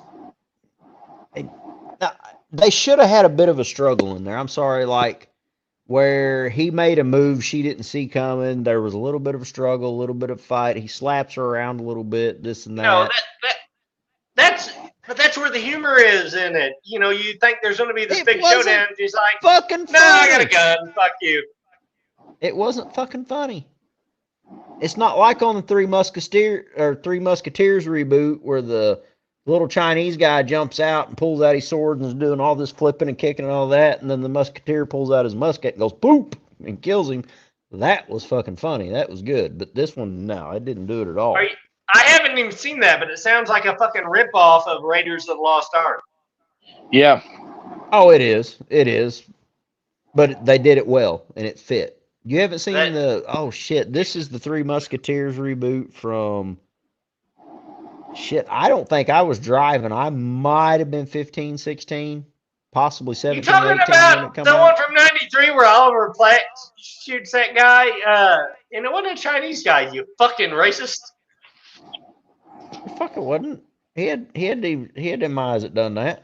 He was Mongolian. You prick. It was a Chinese guy playing a Mongolian. I know which one. He was Asian. Okay, he was fucking Asian. We'll agree on that. Same You fucking bastard. difference. That's a Close great enough, movie. but- I love the Three Musketeers. Disney's Mhm. Three Musketeers from '93. Kiefer Sullivan played in it too. Fucking Charlie fucking Sheen. And the Charlie Sheen. amazing Oliver Platt as Porthos the Pirate. Cody, The one who it's funny. shoots him. Cody, it's funny you brought up Raiders of the Lost Ark. That was actually the Raiders of the Lost Ark was the first movie I ever saw at a theater. You lucky Really? bastard. Yeah. That's cool. Yep. I didn't get to see it. I didn't get to see Temple of Doom or Raiders in the theater, but I did get to see Last Crusade. Last Crusade's good. Yeah. All right. I gotta go take a tinkle. I'll let you guys pick up where we left off, where Okay, she so- chases down Angela! Marcia. Marsha chases Angela out because Angela was gonna let them go. Well, No. You're Angela skipping it. Angela's still playing the trust game because Angela is still fully committed. Oh yeah. You're right. Yeah. Camp experience. They're having this full camp experience, and Tony and Marsha are all that's left. The two most forgettable characters. That's the bad part. The two most forgettable characters in the movie are the two leads. Well, I'm gonna get to Marsha in a second, but I liked the Tony character. I thought he played like the bad boy that wants to change. I thought he played that well. He really doesn't want to be that known for that, and he's really head over heels for like Marsha. Marsha really reeled him in, and of course we'll talk about that. We'll talk about that in a second. Yeah. We'll talk about that a little bit later, but yeah. So Angela's gonna let him go, both of them, and Marsha decides, "Fuck that! Like you killed everybody that I got to know here," and chases her. And that was a really they're still heavy. playing the trust game. They have, and that's the thing. Angela, she like I said, she's fully committed to it, and that's what I like about her. She's such an interesting character for a slasher villain because she's not like most 80s slasher villains. She's not like over the top evil and just wants to kill everybody, you know. And They didn't have the budget for that. No, but she wants to find. No. She wants to. Here's the problem: is she wants to find the good in people. That's the thing. She wants to find that. She just Because can't. that's why. She just can't. Yeah, That's why I she don't know if liked. That's why she liked Molly in the first one. She loved Molly, in part 2, and then part 3, she really liked Marshall a lot, and she even basically like left them there, and she was gonna leave, and then Yeah, and Marshall had the she smart. let them go. She let them go at the end. I mean, point blank, and Marcia just was flipped out and chased her down and fought with her and as a stabbed her in crazy the gut. as a crazy redhead does. Yeah, it made sense because yeah, right, Trav, crazy ginger. She, we've all known Yep. those. Trav was married to one. But Dated several. dated several, yeah. But yeah, we all understand how that works with the redheads. So yeah, and even after Marcia gets done stabbing her and runs off, Angela's laying there bleeding. Marcia doesn't get done stabbing her. Dumbass comes and stops her. Remember, Tony Yeah. runs over and grabs her. She's still working. She's committed. She's gonna go full out all the way. And he's like, She's cutting this bitch. Yeah. I'm like, what the fuck are you doing, you stupid idiot? She's gonna fucking kill you both now. And no. Instead, we get in the ambulance ride next, where the EMT locks her up, or doesn't lock her up, but gets her in there. Yeah, we have a Halloween 4 remake. Yeah. Yeah, pretty much. She's still alive. What do we do? He's like, no, you need to kill this one. This one's killed out. I can't remember the dialogue. It was so fucking horrible. Anyway, and then you see her hand. You see her. Oh, it was pretty fucking bad. Then you see her hand over here drifting, and just so happens to be a cattle syringe in an EMT van. I got a lot of EMT friends. I'm sorry, there are no syringes. Scorsese, Bringing Out the Dead with Nicolas Cage. Bing Rings stabbing Ivy Bangin in the heart with the big adrenaline needle. Okay. Dude, this one was bigger than that. Ivy Bangin. That was an Ivy Bangin needle. And by the way, they didn't have them back then. So, anyway, so she stabs that guy and then stabs the cop that's sitting right behind her in the eye. That's a good eye shot, yeah. Yeah, that wasn't horrible. And then then the stupid ending line, she lays back down after she's done had her guts rearranged at least 3 or 4 times by a blade. Just taking care of business. And then we go to end credits, and I'm like, no, you forgot the Marcia and Tony sitting in the car, and he's all like, I'm moving to Ohio with you. And she's like, I have a boyfriend. And I was like, you fucking cunt. Yeah, she shits him down right then. It's great. You guys remember that? Oh, yeah. You guys remember but then she's like, but you can come visit. Yeah. I'm like, oh. I was like, you guys remember her in the fucking ear. You guys remember? Yeah, you remember an 80s movie called Last American Virgin? Vaguely. Yeah, vaguely. Well, Wasn't that a canon film? Yeah, it was the guy from Part 4 who played Teddy on Friday the 13th. He plays like this hopeless romantic that he ends up telling this girl he loves her, and she's on the rebound. He's supposed to go see her at her birthday party. He walks in, and she's back with the guy who just like broke her heart while he confessed her love to her. This is what it reminded me of. I'm like, you used this fucking guy for his emotions the whole camp, and now you're gonna tell him that you have a fucking boyfriend? I wish he died first. Oh, all she was wanting was a summer fucking fling. That's all she wanted. And then she was going to go back home to her boyfriend, who probably has a good... That is more evil than any one of these kids did in this whole movie. Angela was right. What, she's a redhead? No, she wasn't. She liked her. She wasn't going to kill her. She was wrong. Well, she misjudged I guess you are right. one. Yeah. Angela was wrong. Yeah. Exactly. So Angela should have killed herself on that one for mislabeling the redhead. Or did a pack suicide with her. That would have been a great ending right there. No, Tony killing her in the cop car would have been a great ending. And Trav says the moral of this story is never trust a ginger. Nope, they can't create their own red blood cells. As Cody told my ex-wife one night, he's like, we were cooking steaks. Like, how do you want yours? She's like, rare. He's like, oh, of course you want it rare. She's like, what's that mean? Cody's like, well, everybody knows you gingers can't produce your own red blood cells, so you have to take them out of the victims or the food you eat. Yeah. I still never figured out why she liked me. Oh yeah. I can see she Cody didn't like saying any that. of you at the end. But yeah. Yeah, okay, let's I rate tried this pretty piece hard of at shit. the end. Yeah. Let's rate this piece of Oh, shit. come on now. Come on. All right, I'm not going first this time. I went first. Father Mahoney, how do you rate it? I didn't like it as much as part 2, but I would still go about 5 PBRs. All right, Code, where are you It's at? fun. It is fun, but What? yeah, but no, Yeah, but it's no like- fun, no fun ratings though. I don't know. I kind No of fun consider it fun, like catching syphilis at summer camp fun. You know, I can get on board with that, Trav. I think we're on the same page now. It was good at the time, but later you fucking regret it. What do you got, Cody? Well, I don't know. It may have not been good at the time either. It just depends. It's like, son of a bitch. Hey, you were getting late at summer camp. That's good. Not always.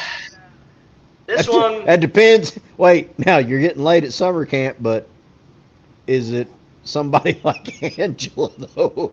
It may be bad. hey, always be afraid of those chicks who want you to put it in the ass first. That's what I'm saying. The moral of this episode is always be leery of the chicks that want you to put it in the ass first. Always be like Crocodile Dundee and do a Sheila check before things Do a get Sheila too check. far. And carry a big knife or a fucking gun, one of the two.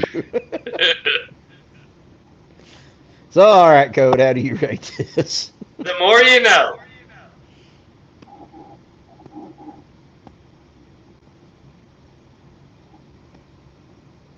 Oh, I think Poe's Nope. asleep. Go ahead. How do you rate it? Henry fucking Rawlings wouldn't be asleep right now. No, he wasn't.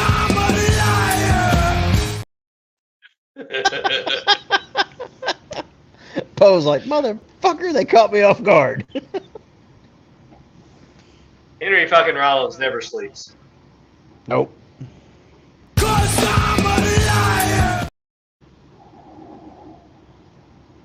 Yep. You know, this movie, I have more fun with Sleepaway Camp 2. But this one, wow, you just take kind of a journey with the character of Angela, and she's a sympathetic character, which you don't get a lot with. Well, I guess you do get like Jason. I mean, to an extent, but he's like a mindless killing machine a lot. And Freddy's just a douchebag, pedo. But with Angela, I mean, she's just one to, you know, she's had a fucking fucked up childhood, and she just wants to have that one good experience in her life, you know, good camp experience, and I think that really adds to these cheesy fucking horror comedy flicks. And go fuck yourself, Trav. Cody, you just got a thing for chicks with dicks, I'm pretty sure. She doesn't have a dick in 2 and 3, you asshole. Those are my favorites. So it's okay if they cut it off, you'll roll with them then.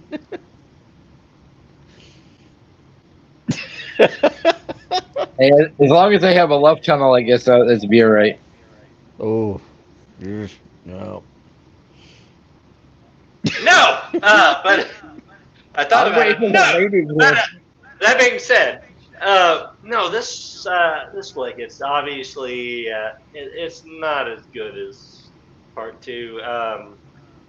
That being said, I think they bring more to the character of Angela. I've got to give it.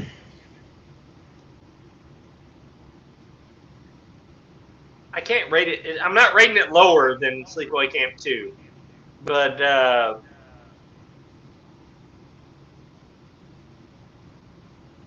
have a problem with the rating system.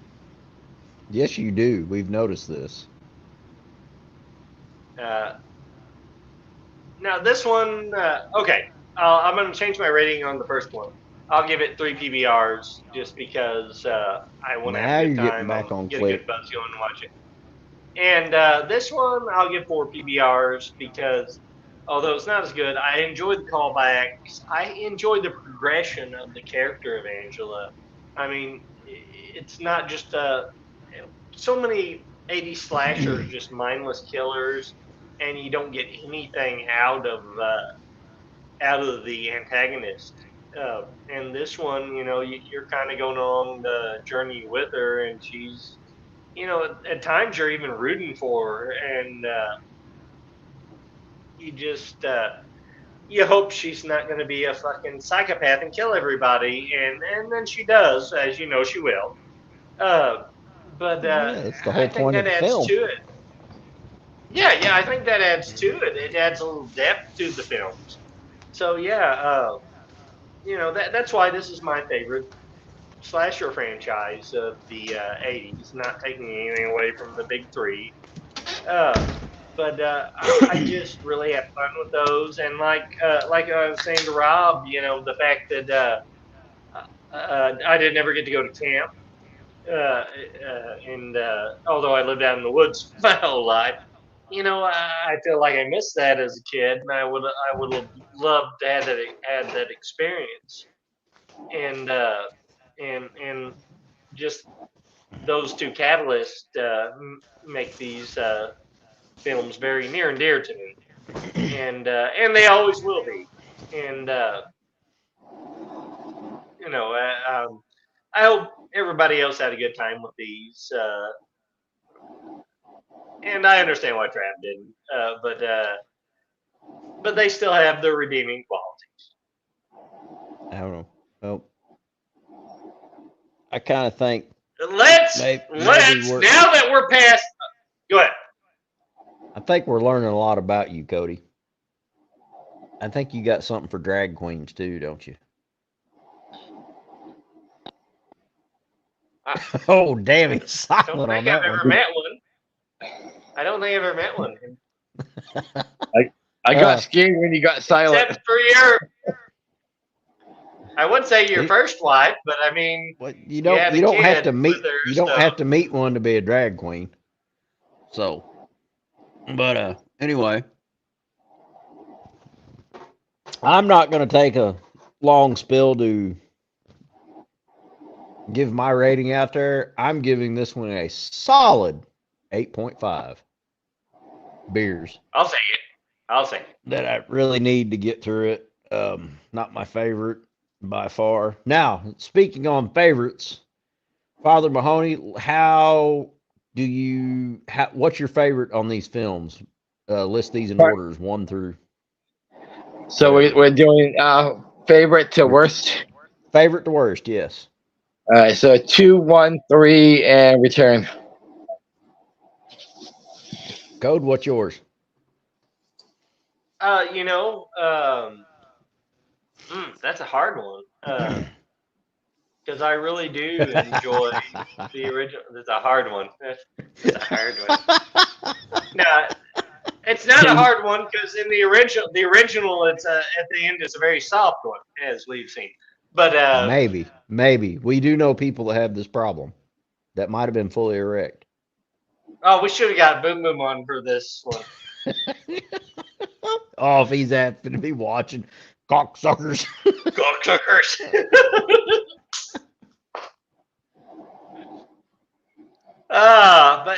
No, yeah. I'd probably go the. Well, no, I'm gonna go 2, 1, 3 because the first is just it's a classic. Oh, you're putting return first? 2, 1, 3. No. I don't put return on. I'm not rating return on. 2, 1, 3. Okay, so 2, 1, 3, and return. Return. No, okay. If we're rating all of them, I'm gonna do 2, 1, 3, Sleepaway Camp 4: The Survivor, and then Return. No. It's just the films we covered. You have to put it for. You can't throw in no sleeper penises on this one. You didn't watch Sleepaway Camp 4? I sent it with you to watch. Sleepaway Camp 4. No, I've got Return. No, in the box set there's I haven't watched that one. No, I actually got the one that John Kleiser released. Oh no shit! No, I haven't seen it. I'll watch sent it with you, fucker. Don't lose that fucker because you can't get it anywhere. Oh, I ain't gonna lose it. It's sitting in my room on my nightstand. But don't watch it though because it's horrible. It's like 5 minutes of footage and the rest is just shit they've edited in from the other films. Oh, never mind. I'm not gonna watch that piece of shit then. Okay. It's horrible. Are you ready? Are you ready for my rating? Thank you, John Kleiser, though, for creating a great website. I'll throw another sleepawaycampfilms.com. That's the official site for Sleepaway Camp 2 and 3 and 4, I guess. And then Jeff Hayes has the official site for the original Sleepaway Camp, sleepawaycampmovies.com. And I haven't looked at that site like in 10 years, but he's responsible for getting all the group back together to do Return to Sleepaway Camp. So Jeff Hayes, fuck you. That was one of the better ones. No. Yeah, I gotta hear Trav's list. Are you ready for mine? I got but go ahead. Let's do it. I got Sleepaway Camp 1, then Return, then 3 and 4. 3 and 4. 3 and 2, you mean? Yeah, 3 and 2, or 2 and 3. 2 and 3. Yep. I got 1, Return, then 2 and 3. I saw Return before I saw 2 and 3. And I still think Return is a piece of shit. How can you rate Return? The other two. Yeah, but Cody, do you remember how much good he had to say on the last show about Return? So are you really surprised? I'm still in denial on it because it's a fucking steaming pile of shit. Just like 2 and 3. No, they have comedy that actually works. Not all of it, but some of it. There wasn't no comedy in Return. And it actually has practical effects, not necessarily good ones all the time, but they're practical effects. And Returns has fucking garbage CGI, like Sci-Fi Channel CGI, and has the most annoying character of all time, Alan. Your ass stinks. He was supposed to be annoying. No, that one kid. He was the main character. He was the main character. He was the one you're supposed to be sympathetic for. And I had no sympathy for that bastard at all. So I read it completely different. You had sympathy for that fat, stinky bastard with the stained up white t-shirt. Why? He was a dick to everybody. I was just waiting for him to get killed. It went back and forth. What? How did it go back? When was he likable? When was he likable? Remember all of his skint frogs, his friends? He had his little getaway, and they skint. That doesn't make him likable. That does not make him. He's still a dick. Just because they kill his frogs doesn't make him any less of a dick. He tried to be decent, but they never did give him a damn chance. No, he didn't. He told everybody their ass stinks. No, that's not a way to make friends. He didn't tell that blonde girl her ass stinked. Okay. When we were teenagers in their 20s, boom, boom, calling everybody cocksucker. Yeah. Like, and he's guess what? For him. He's called you a cocksucker. And guess what? He's still one of our fucking friends, isn't he? Bum, bum, bum. You know really why? By proxy. Okay. Yes, but you know why I identified with him so much? Because every time I saw him and he said, "Your ass stinks," all I saw was cocksucker, and it made me think of Boom Boom through the whole fucking movie. Damn it, you're right. He's silent again. See, I'm gonna turn you around on this Can't shit. argue that. I can't. No, No, I still love Sleepaway Camp 2 and 3. he's because I mean, Alan and Boom Boom's love life exactly the same. Could not always like the girls that were way out of their fucking league. Never would pay attention to any other ones unless they thought they were fucking supermodels. Yep. If he would have been called Steven or Harris or anything on there other than his name, it would have been freaking to a T. The only thing it would have been better if they would have had a scene where they were all playing basketball and it was shirts and skins. That would have put the nail on it right there. No, you remember the scene where they got him to smoke cow shit?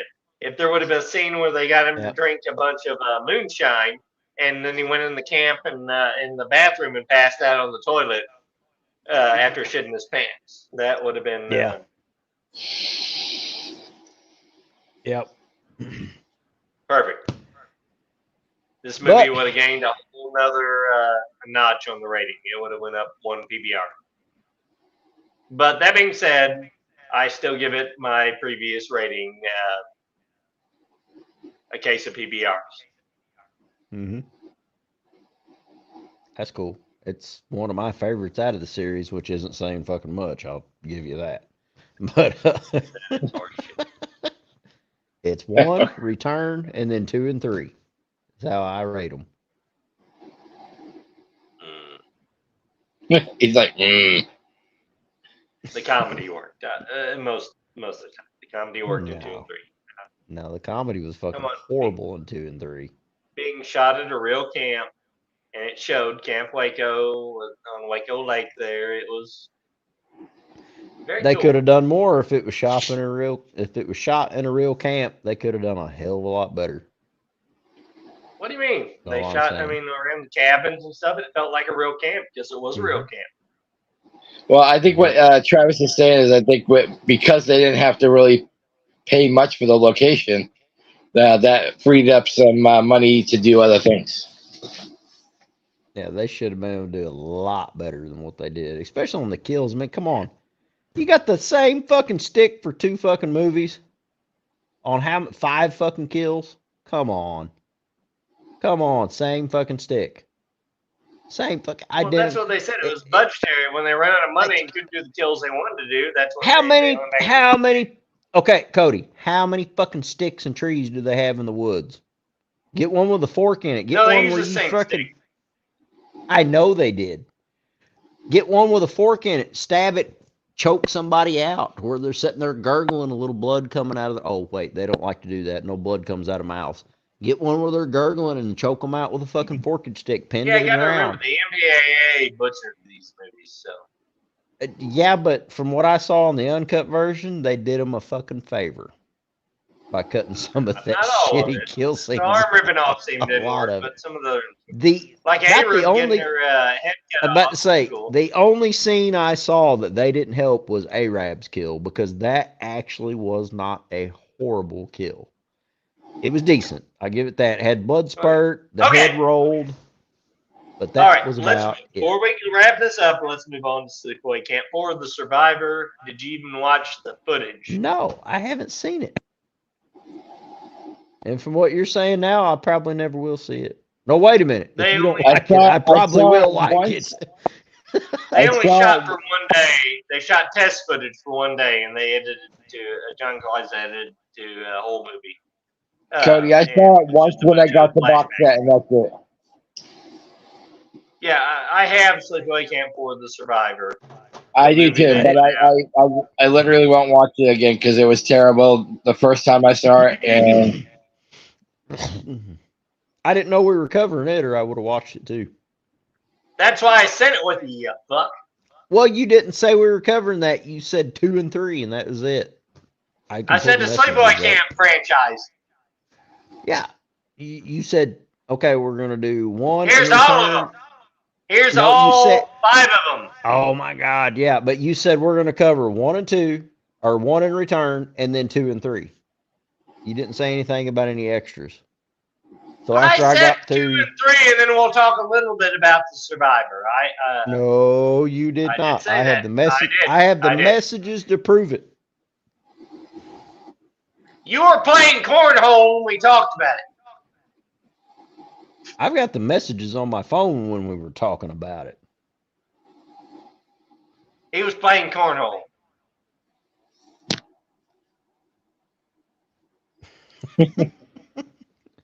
All right, you two go on about it, and I'll just listen and criticize. I don't remember hardly anything about it. I got it with the box set. There's like literally 5 minutes of footage. There's a ranger making out with a Playboy playmate who is supposed to be the new Angela or not. We don't know. And then I'm gonna say something that makes Travis happy. I liked Return better than 4. I don't know. I haven't seen 4, so. I like Return better than 4, maybe. Yeah. No, I don't. No.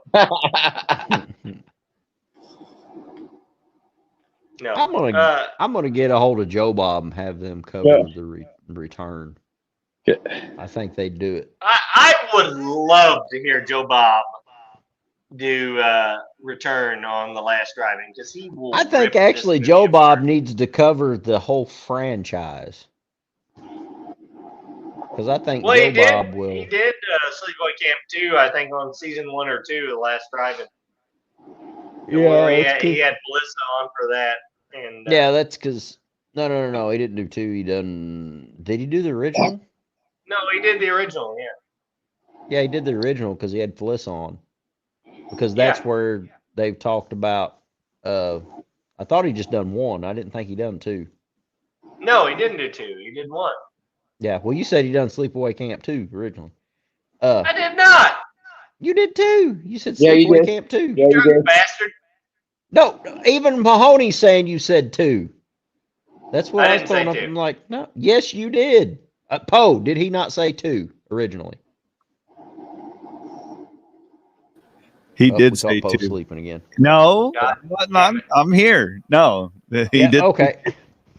He did say 2. See, you said Sleepaway. Who's on Joe first? Bob covered Sleepaway Camp 2. How many beer have you had? Me? No, Cody. Oh, Cody, have you been guzzling your beer anally again? It's affecting you a little too quick. The hell. No. Butt chug. He's like, I quit that after the 3rd time. Damn it.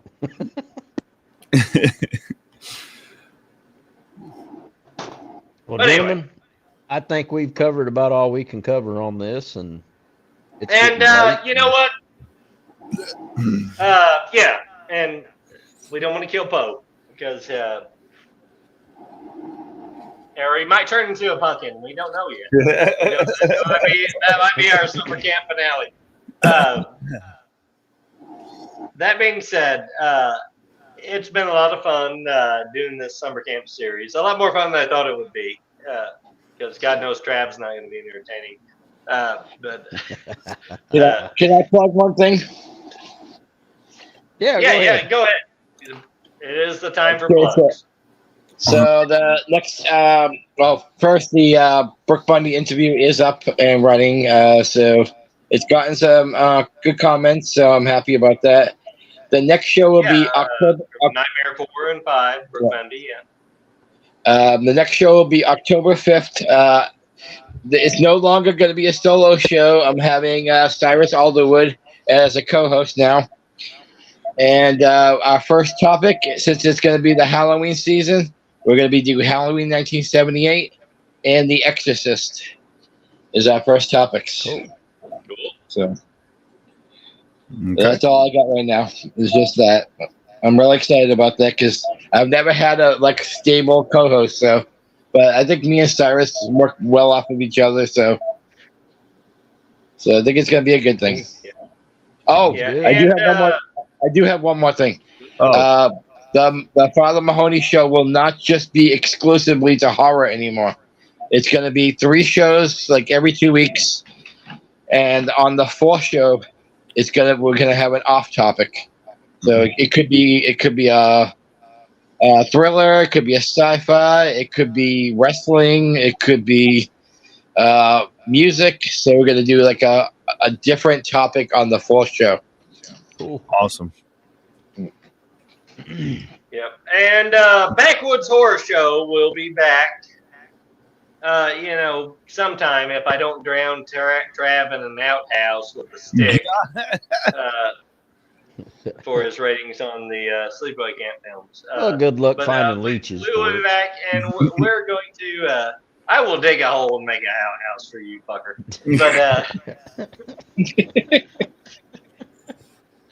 But we will be back probably in 2 weeks. Yep. Who knows? But we will be back, and I don't know, Trav. What are we gonna do for winter? Well, I was going to throw some pitches at you, but I'm thinking since we are going to be in October, start doing some more. Yeah, we need to do creature something for features, October. Yeah. Vampire films. Midget some more porn. of your classics. Well, that'd be okay too, but we'll wait till after October for that. That fits in anywhere, so we need to use that for filler. Of course, it's small. It fits anywhere. Well, the good Lord knows, you can turn them any way you need to, and they just fill in just perfectly. But anyway, that's another topic. Yeah, I was thinking. Onlymidgets.com. I don't know. I was kind of wanting to cover John Carpenter's Vampires. I like that. I love vampires. Yeah, well, I do too. our next show for That October. Just please tell me we don't have to cover the Bon Jovi Vampires Los Mortis. Oh, but damn, I like that one better. No, I'm kidding. Whatever. Yeah, but I kind of want to cover that one. Fuck It's been a you, while Eddie since I Winslow. watched it. And liked it. It's got a great cast and figured Hey, I don't care. We can do a whole show on midget porn for Christmas. vampires. We might even get Baby T on for that one because he Wait a minute. absolutely loves that one. Mr. Nanners is midget porn for Christmas, well, where are we going to find that many little bitty candy canes, though? I'm cool with that, but I mean, if you got to be festive. But yeah, we'll do that one, and I don't know think up another one, Code, that fits that retrospective, and Night of the Beast. We'll cover them. No, we that got to one do a doesn't fit that commentary one. on Night of the Beast. Night of the Beast is going to be a commentary. Yes, we do. We have to do that. That may be like our Halloween special or something like that. There you go. Do a commentary. Announced on that. right now. There we go. I'm cool with that.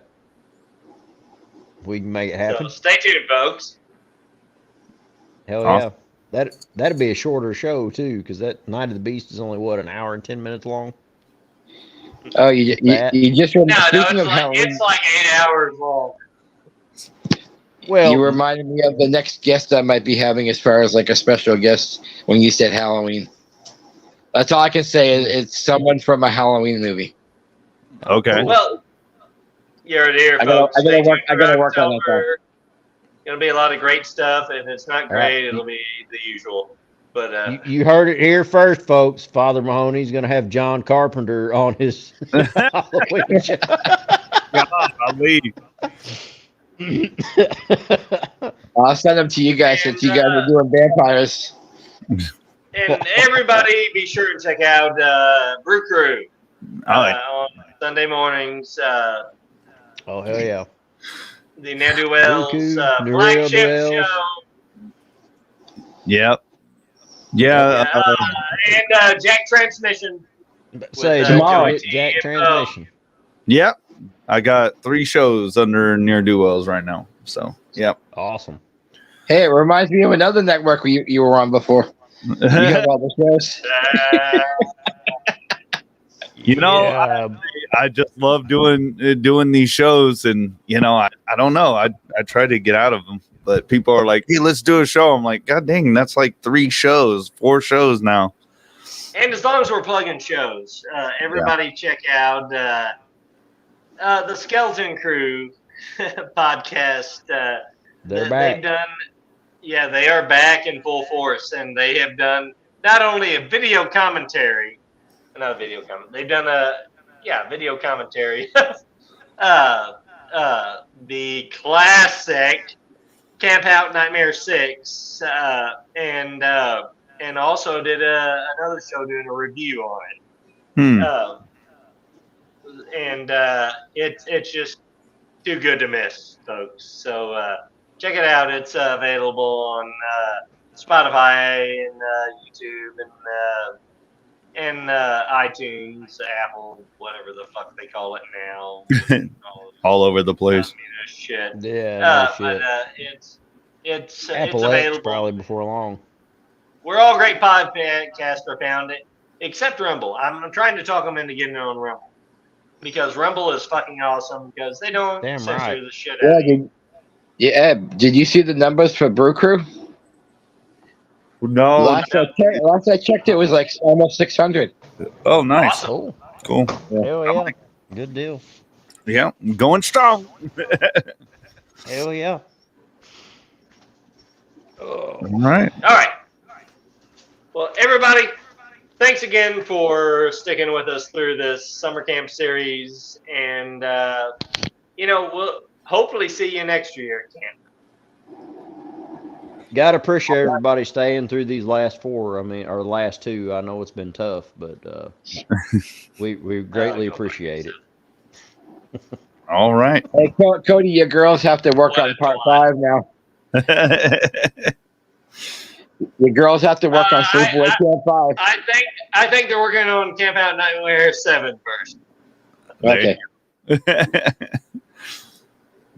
All right. Peace.